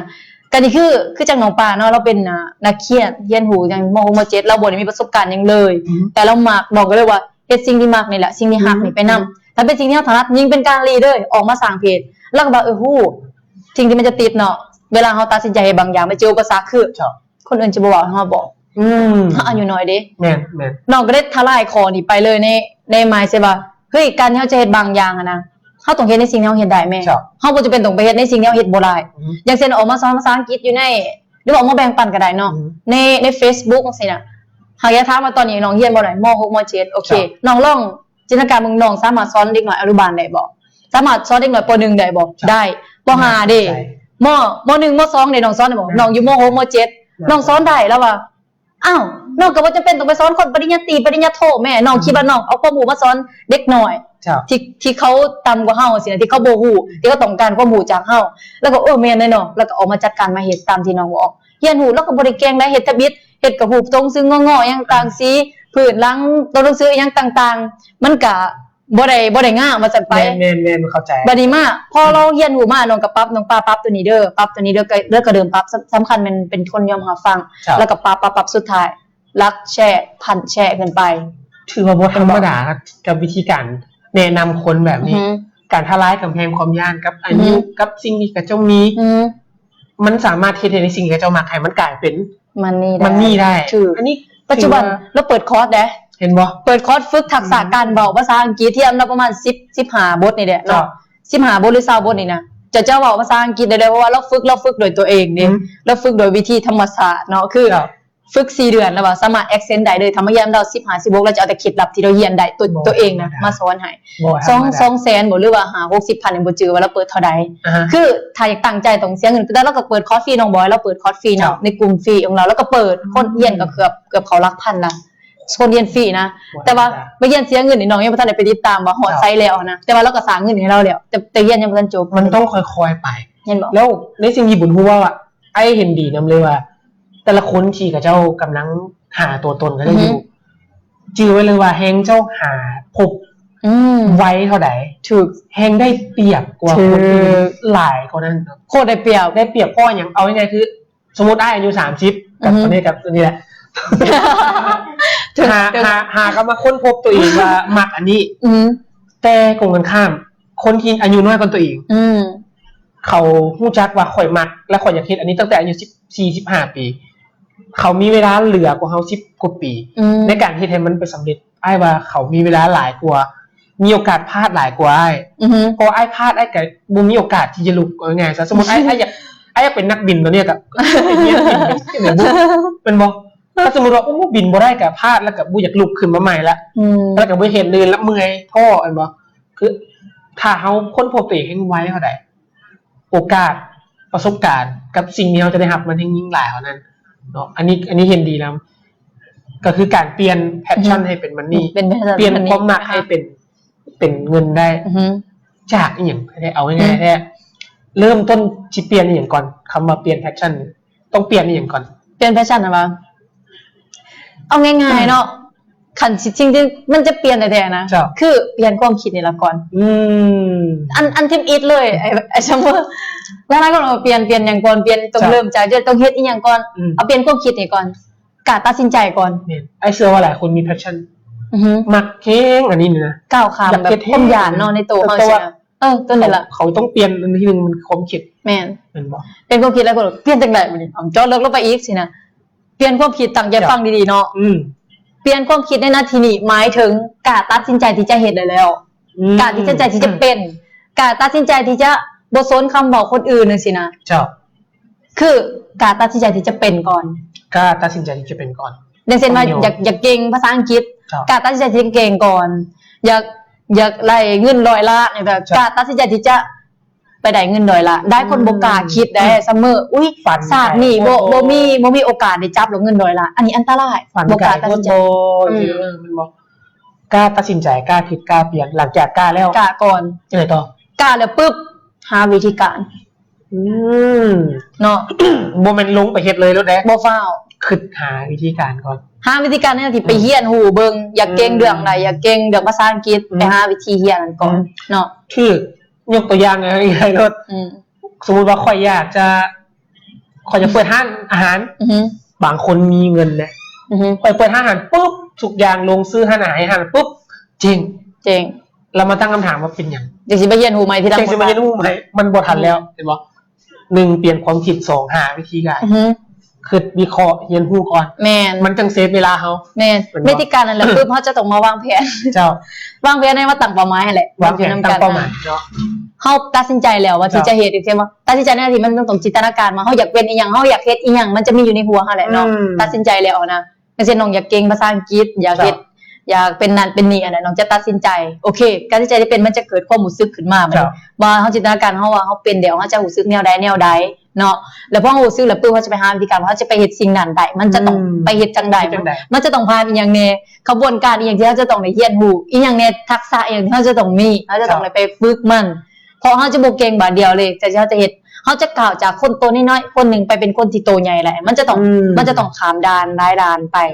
จนสิกลายเป็นจุดนั้นก็ข้ามบันไดนั่นแหละที่น้องบอกนั่นแหละขั้นใดหั่นนะข้ามขั้นใดต่างๆจนกว่าจะไปเนี่ยในระหว่างทางแน่นอนว่ามันบ่มีทางไหนที่มันเรียบมันบ่เรียบมันเรียบแบบคือทางไฮเวย์มันก็บ่ขนาดนั้นนั่นบ่เรียบรายชีวิตเพิ่นก็บ่ตื่นเต้นมันก็บ่ท้าทายมันก็เบื่อเอาง่ายๆเส้นทางสู่ความสำเร็จมันบ่มีทางไหนที่เรียบมันจะต้องมีอุปสรรคเข้ามาตลอดเวลาสิ่งที่เฮาต้องได้แก้ไขมันตลอดแล้วมันก็จะกลายเป็นสิ่งท้าทายเนาะคือบวกไว้ก่อนคือมันว่าบ่คักหลายให้มันหนักที่สุดเนาะโอ้ขอไลน์มาโดดไปแล้วเลยเกือบชั่วโมงนึงอะเด้30 นาทีผมรู้สึกว่าเขาล้มกันหลายว่ะเกือบชั่วโมงนึงไงโอ้มันเกิดได้19กับชั่วโมงน่ะเฮามาไลน์นำกันจัก 4-5 ชั่วโมงสิค่ะโอเคถือว่าฮอดซะละเนี่ยตอนนี้ถือว่าหลายคนก็ยังต้องการแรงบันดาลใจหลายคนต้องการสิ่งดีๆหลายคนต้องได้การรับความรู้เข้ามาในตัวเองเนาะเรียนรู้ได้จากเพจบุญฮู้แล้วก็ในกลุ่มที่อยู่ในเฮ็ดเวียกพร้อมกันมีหลายคนเนาะมีบุญฮู้มีจันติโนมีก้ามีผู้ใดอีกหลายคนมีในเครือจะท้องดีมีใครอีกอาจารย์นกแก้วโดยมีลาวคนที่สร้างแรงบันดาลใจมีหลายณปัจจุบันนี้ก็หลายขึ้นเนาะแล้วก็เฮาสามารถไปเรียนรู้นำเขาหลายขึ้นไอ้รู้สึกดีเด้ที่เลื่อนหน้าเฟซตัวเองแต่ละมือเราเห็นคลิปเห็นคำเว้าของผู้นั้นผู้นี้เอาของผู้นี้ผู้นั้นผู้นี้มาเขียนต่างๆโอเคหลายไอ้รู้สึกว่ามันรู้สึกดีแล้วบุญฮู้คิดจังได๋กับสิ่งที่กำลังแพร่หลายในปัจจุบันเรื่องสร้างแรงบันดาลใจเฮาเห็นเพจที่เกิดใหม่เกือบหลายทุกมือเกิดมาใหม่เรื่อยๆเฮาคิดจังได๋กับจริงมองความคิดของน้องว่าในถ้าว่าให้เฮาวิเคราะห์เนาะถ้าว่ามันเป็นแพชชั่นของเขาแท้ๆในสิ่งที่เฮาเฮ็ดนะอันนี้มันก็เป็นสิ่งที่ดีมันก็น่าสนับสนุนเนาะบัดนี้แต่ว่าคันเฮาเฮ็ดออกมาอีหยังก็ตามนะว่าจะเป็นแรงบันดาลใจหรือว่ามุมมองที่เฮาเห็นแต่ละคนเฮ็ดคนเฮ็ดขึ้นมานะถ้าเขาเฮ็ดออกมามันเฮ็ดออกมาได้ดีเนาะมาสนับสนุนเฮ็ดให้สังคมเฮาดีขึ้นจังซี่นะเฮาก็สนับสนุนเฮาก็มีความรู้สึกว่าเฮ้ยมันดีเว้ยทันทีที่มีแต่เฮาสินะก็สวยมาบอกกันหลายคนจังซี่หลายคนดีกว่าเฮ็ดความดีให้มันดังสโลแกนสักใส่อีกอันนี้กันอันนี้น่ะก็เป็นความรู้สึกของเฮาเนาะคือเฮ็ดออกมาโอเคเฮาก็อยากสนับสนุนเขาเฮ็ดต่อสินะเฮ็ดจังซี่นะได้ก็บอกออกมาเฮ็ดแล้วมีคนสิเว้าให้เอาเฮ็ดความดีก็บอกให้กะยาติก็เฮ็ดความบ่ดีก็เฮ็ดความดีก็แซ่กันดีแท้นะเฮ็ดความดีเบิ่งบอกให้กะยาจังซี่นะมันก็เจอแต่เนาะจังซี่นะแน่นอนเนาะอันนี้ก็เป็นสิ่งที่อีกมุมมองนึงที่เฮาเคยเป็นว่า ถ้าเป็นแพชชั่นของเจ้าแท้ เขาก็ส่งเสริม แม่ แต่ดีแท้อย่าเสด็จคนเดียว มาเฮ็ดนำกัน พี่ทีมถืออาช่วยกันจังว่า มาใส่กันเนาะแล้วของรางวัลที่เราจะแจกนี่ผู้ใดมีคำถามตอนนี้ถามมาถามที่ใจบุญฮู้เขาจะแจกให้ เอาไปไว้กินนี่น่าอยู่ เขาที่แจกให้เนาะ โอเคอ่ะ โอเคก็มาถึงช่วงท้ายของการสัมภาษณ์ผู้ใดที่ถามคำว่าที่ใจมีบ่เนาะมีแต่คนมากด1กด2กด3ทีมงานทำอะไรวะ ที่มันถามได้เขาที่แจกของรางวัลผู้ใดที่ถามมาถึงใจบุญฮู้เอาสัก2คำถามซะ โอเคอ่ะถามมาเลยเนาะ ถามมาเลย อย่าจะถามมามีผัวแล้วบ่เด้อ มีอะไรมั่งถามกันเวลาไลฟ์ เอาตรงๆนะมีน่าจะมีคนมาเรียนแถวจีนบุญฮู้แล้วแต่บุญฮู้ว่าโอเคข่อยขอให้เรียกก่อนเนาะตอบเองถามเองเนาะนี่โอเคถือว่าระยะนี้ก็เป็นระยะที่ท้ายๆแล้วบุญฮู้มีคติประจำใจอีกของตัวเองอยากจะฝากเนาะนอกจากเปลี่ยนแฟชั่นให้เป็นอันนั้นเป็นสโลแกนนะบ่เขามีคติประจำใจที่เห็นบ่เนี่ยสำหรับคติประจำใจเอาจากประสบการณ์ได้ที่ว่าได้ไปผ่านดุคุกคามมาหลายผ่านสงครามมาหลายเนาะก็ได้มาค้นพบว่าก่อนที่คนเฮาจะเฮ็ดบางสิ่งบางอย่างได้นะมันจะต้องได้ผ่านความอดทนผ่านความตั้งใจผ่านความล้มเหลวก็ได้เกิดเป็นคติประจำใจตัวนี้มาหลายๆอาจารย์ก็เว้าก็ได้ขอหยิบมาใส่เลยซะว่าถ้าเฮาจะเก่งด้านใดนะคือคนที่เก่งหลายคือคนที่ผิดพลาดหลายคนที่เก่งน้อยคือคนที่ผิดพลาดน้อยคนที่บ่เก่งคือคนที่บ่ผิดพลาดหยังเลยคือคนที่บ่เฮ็ดหยังเลยหั่นน่ะเนาะอันนี้ล่ะเนาะที่อยากฝากไว้น่าสนใจเนาะคือแข่งพลาดหลายแข่งเก่งหลายถูกพลาดน้อยก็เก่งน้อยบ่พลาดหยังเลยก็บ่เก่งเอาง่ายๆคันอยากเฮ็ดบางสิ่งบางอย่างต้องก้าวข้ามผ่านความยากนั้นก่อนข้ามผ่านในนาทีหมายถึงพร้อมที่จะไปเจ็บปวดพร้อมที่จะไปเจออุปสรรคจะเก่งเอง อยากเก่งเรื่องเบาต้องไปเบาเป็นสิ่งสำคัญอยากเก่งเรื่องได้ไปเฮ็ดเรื่องนั้นเลยบ่แม่นอยากเก่งเบาเห็นใหม่แดนนี้บ่เอาสินะอยากเก่งได้ไปเฮ็ดด้านนั้นเฮ็ดมาหลายๆพี่ถามได้เก่งเองน่าสนใจนะครั้งที่1มันบ่เก่งหรอกเขาเฮ็ดครั้งนี้มันจะเพิ่มความสามารถเราขึ้นมาประมาณ 0.1% ครั้งที่2เพิ่มมาเป็น 0.2 ทุกเทื่อที่เฮาลงมือเฮ็ดมันบ่ได้แม่นเก่งเฮ็ดปุ๊บเก่งปั๊บถามเฮ็ดถอดลอยครั้งพี่ภูมิบอกเนาะเขาจะเก่งแต่ถ้าเฮ็ดพันเทื่อเขาจะเป็นเอ็กซ์เพิร์ทเฮาขึ้นเว้าทั้งทีเขาจะบ่สั่นเลยอันนี้เป็นสโลแกนที่หรือว่าเป็นคติประจำใจประจำชีวิตที่ต้องได้เอาไปใช้แท้แม่นเอาไปใส่ใส่ทุกมือต้องได้เอาไปใช้แท้และที่สำคัญก็คือหลายคนที่เข้ามาเบิ่งใหม่เพราะว่ามื้อนี้มันก็จะมีทั้งคนที่ติดตามบุญฮู้มาแต่ต้นเลยว่ามีทั้งคนที่ติดตามเพจฮักมีแผนมาเนาะมาจอยกันเนาะมื้อหน้าก็สิเปลี่ยนกันไปเคาะประตูเฮือนเปลี่ยนกันไปเคาะประตูมักไอเดียนี่เสมอก็ต้องได้ลองได้หลายแบบแตกต่างกันบุญฮู้มีอยากฝากถึงคนที่หากันติดตามคณะมิตรหรือว่าติดตามอยู่แล้วเนาะว่าสิ่งที่เฮากำลังเฮ็ดอยู่มันเป็นจังไดแล้วเปลี่ยนแพชชั่นเป็นมันนี่แนวใดสิเรียนฮู้กับบุญฮู้จังไดอยากฝากบอกอย่างถึงกับทุกๆคนได้โอเคถ้าว่าคนที่เขาว่าเบิ่งที่ว่าเบิ่งฮู้จักบุญฮู้อยู่แล้วเนาะบุญฮู้ก็มีแต่โอเคก็บ่มีหยังหลายอยากจะฝากว่าสิ่งที่เฮาเฮ็ดอยู่ปัจจุบันนี่นะถ้าเฮาอยากฮู้ว่ามันเป็นสิ่งที่เฮาฮักหรือบ่นะให้เฮากลับไปถามตัวเองว่าก่อนที่เฮาจะเฮ็ดอีหยังก็ตามเนาะเอารวมเป็น2เลยเนาะคนที่ติดตามอยู่กับคนที่ติดตามใหม่จังซี่นะถ้าฮู้ว่าสิ่งที่เฮาฮักนะมันเป็นสิ่งที่เฮาเฮ็ดมันเป็นสิ่งที่เฮาฮักหรือบ่ให้มาสังเกตเบิ่งว่าเฮาเฮ็ดแล้วเฮาตั้งใจบ่เฮาเฮ็ดให้เฮาทุ่มเทมีความรู้สึกว่าตื่นเต้นและอยากทุ่มเทและอยากเฮ็ดมันเรื่อยๆอยากเฮ็ดฮู้เรื่อยๆบ่ถ้าตัวนี้เฮาตอบว่ามันเป็นสิ่งที่เฮาอยากทุ่มเทอยากเฮ็ดมันเรื่อยๆรู้สึกดีรู้สึกมีพลังรู้สึกมีไฟอันนั้นแหละเฮ็ดมันต่อไปแต่ถ้าว่ามื้อนี้เฮาสิ่งที่เฮาเฮ็ดอยู่เฮารู้สึกว่าเบื่อๆเซ็งๆเฮ็ดไปแล้วบ่มีพลังที่ว่าจะเฮ็ดสินะบ่มีความคิดอยากจะเสริมอันนั้นอันนี้เขาเฮ็ดไปบ่แต่แล้วเวียกแล้วไหลเงินเดือนก็เมื่อก็ลองพิจารณาเบิ่งว่าลองหาสิ่งที่เสริมไปเฮ็ดเบิ่งเนาะสิ่งใหม่เสริมเฮ็ดเพราะว่าชีวิตเฮาเกิดมาชาติเดียวนะเฮาอย่าไปจมปักว่าเกิดมาชาติเดียวเฮาจะเฮ็ดแต่อาชีพเดียวเพราะเฮาสามารถเฮ็ดได้ประมาณ 3-4 อาชีพพร้อมกันได้น่าสนใจแม่นลองเฮ็ดเสริมกันเบิ่ง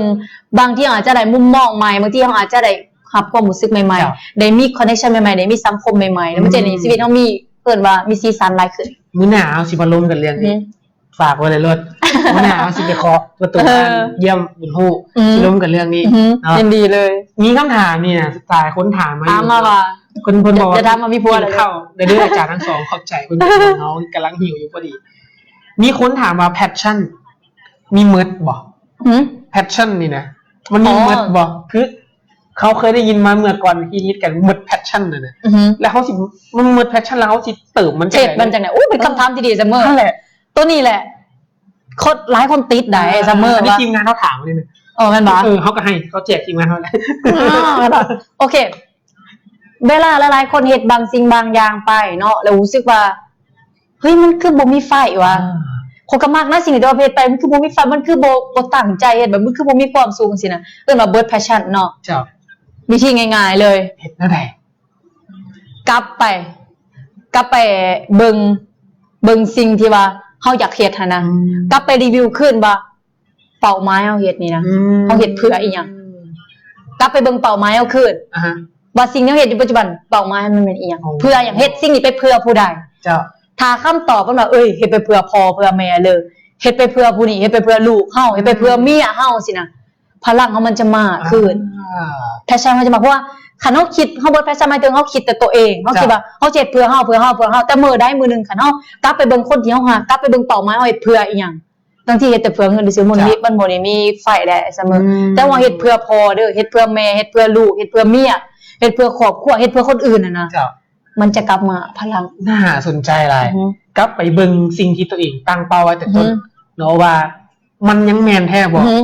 มันจะทำมีไฟขึ้น แม่น สุดยอดเอาไปใส่ ล ได้ องเบิ่งเนาะ คำถามสุดท้ายเนาะเอาเป็นคำถามสุดท้ายของมื้อนี้ซะสุนทราเพิ่นถามว่าสำหรับคนที่เฮ็ดเวียกประจำแล้ว โดยเฉพาะเป็นกำลังจะเฮ็ดน้ำลัดนี่นะอย่างก่อนแนวใดเพื่อสร้างตัวตนขึ้นมา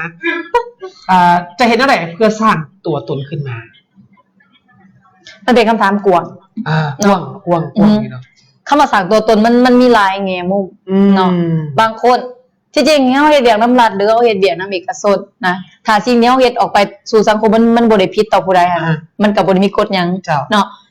แต่มันจะมีกฎก็ตรงว่าคันเฮาเฮ็ดผิดปุ๊บมันจะมีผลกระทบดังนั้นคำว่าสร้างตัวตนหลายๆคนบอกว่าต้องมีแบรนด์เนาะ personal brand ต้องมีแบรนด์ของตัวเองก็มีหลายคนได้เฮ็ดเวียกน้ำลัดแต่เขาออกมาให้ความรู้ในเรื่องที่เขาอยากเฮ็ดจังซี่นะอย่างเช่นคนมักเรื่องปลูกผักปลูกมีจังซี่นะพอออกมาบอกคนปลูกผักจังซี่เฮ็ดเพจขึ้นมาแม่ไปเรียนรู้วิธีสร้างเพจแม่เรียนรู้วิธีสร้างโพสต์แม่เฮ็ดคอนเทนต์แม่สินะออกมาให้ความรู้คนมื้อนี้อย่างเช่นว่าอยากสร้างตัวตนแต่ว่าผมบ่อยากเอาหน้าออกมาย่านว่ามันมีผลกระทบมันก็บ่ได้มีปัญหาอยากสร้างตัวตน เอาเสียงก็ได้ เอาเสียงก็ได้ เอาภาพมาสไลด์โชว์ เอาแต่ภาพมาสไลด์โชว์ก็ได้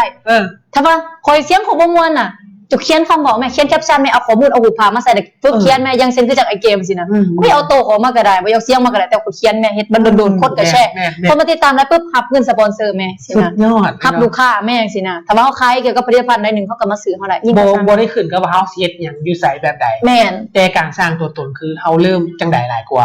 แล้วเป้าหมายเฮามันสิเฮ็ดอีหยังหลายก่อนถ้าเป้าหมายเฮามันมีแล้วนะวิธีการไม่มีบักอะไรคือเฮาบอกกันแต่ต้นน้อยเสมออย่างเช่นเฮาอยากมาเฮ็ดเฮาอยากมีหน้าตาออกมาสิเฮาก็เฮ็ดวิธีใหม่วิธีอื่นจังซี่นะมีหลายคนนะเฮ็ดเวียกนำรัดแต่เอามาขายเครื่องออนไลน์ น่าสนใจ แล้วก็ประสบผลสำเร็จแต่ว่าบ่เคยเห็นหน้าเขาเลยแต่พอสำเร็จแล้วปุ๊บจังเห็นหน้าเขาก็เฮ็ดเวียกนำรัดมาได้นะ อันนี้เป็นสิ่งที่สำคัญเนาะ เฮ็ดได้เบิดบ่มีขออ้าง ไม่ได้เบิดขออ้างเนาะเชื่อได้ว่าหลายคนอาจจะยังมีคำถามอยู่ หลายคนอาจจะยังมีคำถามกระถามได้แหละเนาะผู้ใดที่ว่าอยากถามเรื่องสุขภาพเรื่องอื่นๆก็ถามทางมีแผนก็ได้อยากถามเรื่องแห้งบันดาลใจอื่นก็ถามบุญฮู้ก็ได้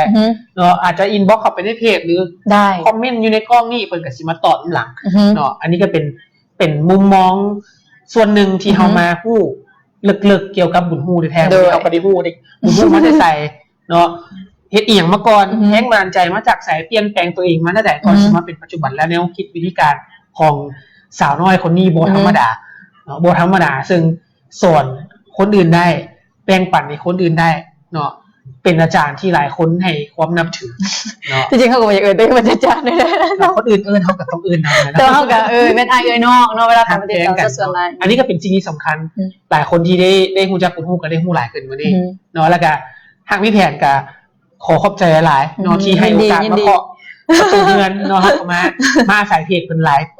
มื้อหน้าก็จะมาไลฟ์ในเพจเขา ยินดี อันนี้สวนคืนเลยเนาะมันจะฝากถึงทุกๆคนที่ติดตามเนาะของทั้งเพจบุญฮู้หรือว่าของทางมีแผนก็อย่าลืมว่าความฮู้เป็นสิ่งสำคัญ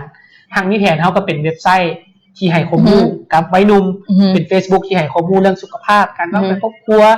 แล้วก็อื่นๆอีกหลากหลายบางเทื่อเขาก็เอาคอนเทนต์ที่เกี่ยวกับความรู้วิธีคิดไลฟ์สไตล์มาล้มกันคือมื้อนี้นี่แหละเอามาล้มกันเขาเปลี่ยนแปลงสิ่งใหม่ๆเอามาเปลี่ยนสังคมร่วมกันฝากกดไลค์กดแชร์ติดตามเพจบุญฮู้เนาะแล้วก็เพจหักมีแผนได้พิมพ์เป็นภาษาลาวก็เห็นหักมีแผนเนาะเสื้อตัวนี้เลยหักมีแผนเสื้องามแอปเวลเดี๋ยวจังหน่อยบุญฮู้แล้วสิมาแจกให้เนาะแล้วสิประกาศว่าผู้ใดได้ของรางวัลโอเคได้เบิ่งกันดิผู้ใดได้ของรางวัลแล้วเขาก็สิปิดไลน์แล้วเลื่อนรถจากใครผู้ใดชุดเอาแรนดอมหมดเลยกติกาคือว่าคอมเมนต์แชร์แล้วก็ไลค์เพจทางมีแผนกับเพจบุญฮู้เนาะกติกาเด้อถ้าผู้ใดเฮ็ดครบนะจังสิได้ถึงจะตอบคำถามแต่ว่าเฮ็ดบ่ครบกติกาคือต้องกดไลค์เพจฮักมีแผนเนาะแล้วก็เพจบุญฮู้แล้วก็แชร์ออกไป2แชร์เนาะคิดว่าผู้ใดกดฮักมีแผนแล้วตอนนี้ก็พิมพ์รัวๆเลยรถบุญฮู้แล้วสิซุ่มให้เนาะผู้ใดกดไลค์เพจแล้วเนาะผู้ใดกดไลค์เพจฮักมีแผนแล้วกดไลค์เลยกดหัวใจกดอีหยังก็ได้กดเลข1เลข2เลข3เราเห็นเรื่องจังสิทำมีแฟนบางคนว่าสิออกจากไลฟ์เดี๋ยวไปกดบางทีก็โอเคบ่เป็นหยังตอบก่อนเดี๋ยวเวลาไล่ทั้งวันแล้วไปกดก็ได้แม่นบ่เขามีนี่แหละเขามีกระติกน้ำมีหายเนาะราคาบ่ฮู้เพราะว่าบ่ฮู้ว่าเท่าใดประเมินราคาบ่ได้หากมีแผนเด้อผู้ใดกดแชร์แล้วเนาะกดเด็ก1มาบ่รู้อยากจะฮู้เดี๋ยวถามบ่เฮาตั้งคำถามบ่ได้ตอบได้ก่อนเอาไปเลยตั้งคำถามเลยมันจังแฟร์เนาะโอเคคำถามเดียวเนาะตอบ3-4รางวัล 3-4 คนกันแล้วแต่เอาคำถามนี้ถามเลยเอาเกี่ยวกับหากมีแผนซะหากมีแผนนี่มีจุดประสงค์เกี่ยวกับอีหยังโอเคเอาสิบ่คำถามที่ดียากบ่ยากติบ่ให้คนได้ฮู้นำกันเนาะโอเคหากมีแผนมีจุดประสงค์เป็นหยังตอบมาเลย3-4คนไอ้จะมือบอกไปเรื่อยๆอยู่เมื่อกี้นี่3-4 คนนิดตอบได้เอาไปเลยแม่นบ่โอเคหากมีแผนเพิ่นเฮ็ดเวียกเกี่ยวกับหยังด้วยมีจุดประสงค์อีหยังที่ว่าออกมาแนะนำในเพจในหยังจังซี่น่าสนใจโอเคตอบมาเลยเนาะตอบมาเดี๋ยวเฮาสิแจกให้ผู้ใดตอบฟังเกี่ยงก็ได้เนาะจุดประสงค์ของหากมีแผนนี่ที่ว่าเพิ่นมาหาบุรุษบางคนว่าหากมีแผนนี่อีหยังคือมาหาบุรุษคือบ่ฮู้ว่าหากมีแผนจักเป็นจุดประสงค์อีหยังได้ให้เสมอสรุปสุดท้ายอีกว่าหากมีแผนจุดประสงค์แม่นอีหยังจังซี่นะคนฟังเพลินเด้ดื่มโฟกัสเด้หลายคนฟังเพลินกินข้าวอยู่ก็ฟังไปนำบ่มีกินข้าวเพิ่นก็เตือนเฮาให้เฮากินข้าวขอบใจหลายสำหรับเรื่องอื่นๆก็เฮาก็ยังสิมาล้มกันอยู่ในหลายโอกาสอาจสิมีโอกาสแลกเปลี่ยนกันหลายบ่ธรรมดาเนาะมีบางคนมีคนที่ตอบเห็นบ่ประมาณ 4-5 คนก็ได้เนาะที่ตอบข้างเคียงจุดประสงค์ของหากมีแผนนี่เป็นหยังหลายๆคนโหบ่เป้าหมายของเพิ่นแต่ว่าแบ่งปันเพื่อสุขภาพมีผาสุกเนาะเพิ่นบอกว่าแบ่งปันเพื่อสุขภาพโอเคสุดยอดเนาะอะไรอีกเนาะเพิ่นเป็นแฟนพันธุ์แท้ของบุญฮู้เนาะอันนี้ท็อปแฟนเพิ่นบอกว่าแบ่งปันเพื่อสุขภาพทางมีแผนแบ่งปันเพื่อสุขภาพสุดยอดเนาะคือเนาะแม่นบอกว่าเขาแบ่งปันเรื่องสุขภาพบ่แม่นเฮาแบ่งปันข้อมูลเรื่องสุขภาพยังเซ็นตัวไหนยังเซ็นว่าเรื่องบ่จะเป็นเรื่องการวางแผนครอบครัวเนาะหรือว่าเรื่องการป้องกันการถือพาแบบบ่ต้องใจตัวนี้เป็นกระแสหลายในสังคมแม่นรวมไปถึงปัญหาอื่นเนาะเรื่องเกี่ยวกับสิทธิของวัยหนุ่มเนาะเรื่องเกี่ยวกับสุขภาพเอาเกี่ยวกันหมดเลยโดยเฉพาะเป็นเรื่องเกี่ยวกับสุขภาพเจริญพันธุ์สุขภาพวัยเจริญพันธุ์ที่หลายคนยังบ่เข้าใจตัวนี้ได้ใบรุ่นหลายคนยังขาดอยู่มื้อหน้าเฮามีโอกาสเฮาสิมาล้มกันเรื่องนี้โอเคจัดไปล้มกันอยู่เพจบุญฮู้นี่แหละมาล้มกันอยู่ไสเนาะได้เจ้าโอเค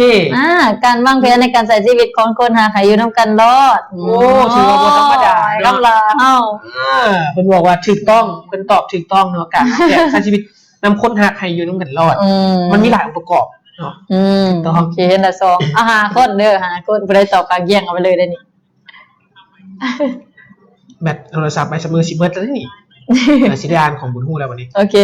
มาแล้วเพื่อมียิ่งลามีสมรรถแข็งแรงเนาะสามารถแล้วก็กลัวเปลี่ยนในสิ่งที่หลายเนาะเปลี่ยนในสิ่งที่นะเรื่องเองมักให้เกิดประโยชน์สูงสุดสุดยอดสรุปเลยซะเนาะโอเคฮักมีแผนเป็นเว็บไซต์เนาะพิมพ์ภาษาอังกฤษว่า www.hak HUK HUK MI แล้วก็ plan เนาะ hardmeplan.com เนาะหรือว่าอยู่ Facebook พิมพ์ว่าสลาว hardmeplan เนาะก็มีเว็บไซต์อยู่ในเพจนำเนาะ แมนมีส โอ ถิ เค ติคือเราเข้าไปติดตามเบิ่งวิดีโอเรื่องสุขภาพอื่นๆเนาะสุขภาพเจริญพันธุ์สิทธิการเจริญเติบโตประจำเดือนเรื่องเขาเรียกว่าสุขภาพแล้วก็เรื่องการป้องกันการถือพาวิธีการคุมกำเนิดแบบต่างๆละเอียดอยู่ในหัน เห็นก็หมู่ให้กับใบหุ่มเนาะ แมนแถมยังให้คำปรึกษาไปหนุ่ ให้ ม คำปรึกษาอีกว่ายังสิปรึกษาจังได๋ อินบ็อกเข้าไปเลย อย่างเช่นมีปัญหานั่นดีเด้ออย่างต่างๆ มีแพทย์แล้วก็มีผู้เชี่ยวชาญรอถ่ายคำตอบ โอ้ให้คำตอบฟรีอีกแม่นบ่ แม ซั่น นโบเสียเงินจะกีบ อ๋ออย่างเช่นมีปัญหาสมัครเข้ามาหาได้ว่า แมนแล้วหรือว่าอยากจะโทรล้มกะโทรไปได้ที่เบอร์ โทรปรึกษาได้เลย 66617 ตะพิมพ์เลย เนาะ5556617อันนี้คือ 6617อันนี้คือการให้ความรู้แล้วก็การให้สิ่งดีของทางแพทย์บ่เสียค่าอย่างทั้งนั้นเนาะเป็นเขาว่ากิจกรรมเพื่อสังคมอีหลี โอ้ดีเขามาให้สิ่งดีกับสังคมโดยที่เขาบ่ได้หวังอีกมีหลายปัญหาเกือบทุกมื้อถามเขามาปรึกษาเรื่องหลายอันเพิ่นท่านหมอเพิ่นสรุปให้เขาฟังแต่ละเดือนเพิ่นว่า ใบดุลเนาะ มี200เคสต่อเดือน300เคสต่อเดือนก็มีหลาย เห็นบ่เนาะ แต่ว่าทุกๆเคสที่ส่งเข้าไปเพิ่นปิดเป็นความลับหมด แม่นบ่ แม่นแล้วเพิ่นบ่ได้ว่าโอ้เท่านี้ซื้อนั่นซื้อนี่ Facebook จังซั่นหน้าตาสิบ่เนาะเพราะว่าหลังจากที่เพิ่นตอบประมาณ 2-3 มื้อเพิ่นก็ลืม อ้าว นั่นคือการรักษาความลับมันบอกอันนี้เป็นสิ่งที่ดี เนาะถ้าผู้ใดมีปัญหาเนาะบ่ว่าจะเป็นเรื่องใบดุลเนาะ จ้ะ แน่นอนเลยเฮาเจอแน่นอนในสังคมบ่ว่าจะเป็นเรื่องเพศเรื่องหยังสิบางคนอาจจะพลาดเนาะในการใช้ชีวิตแต่บ่ฮู้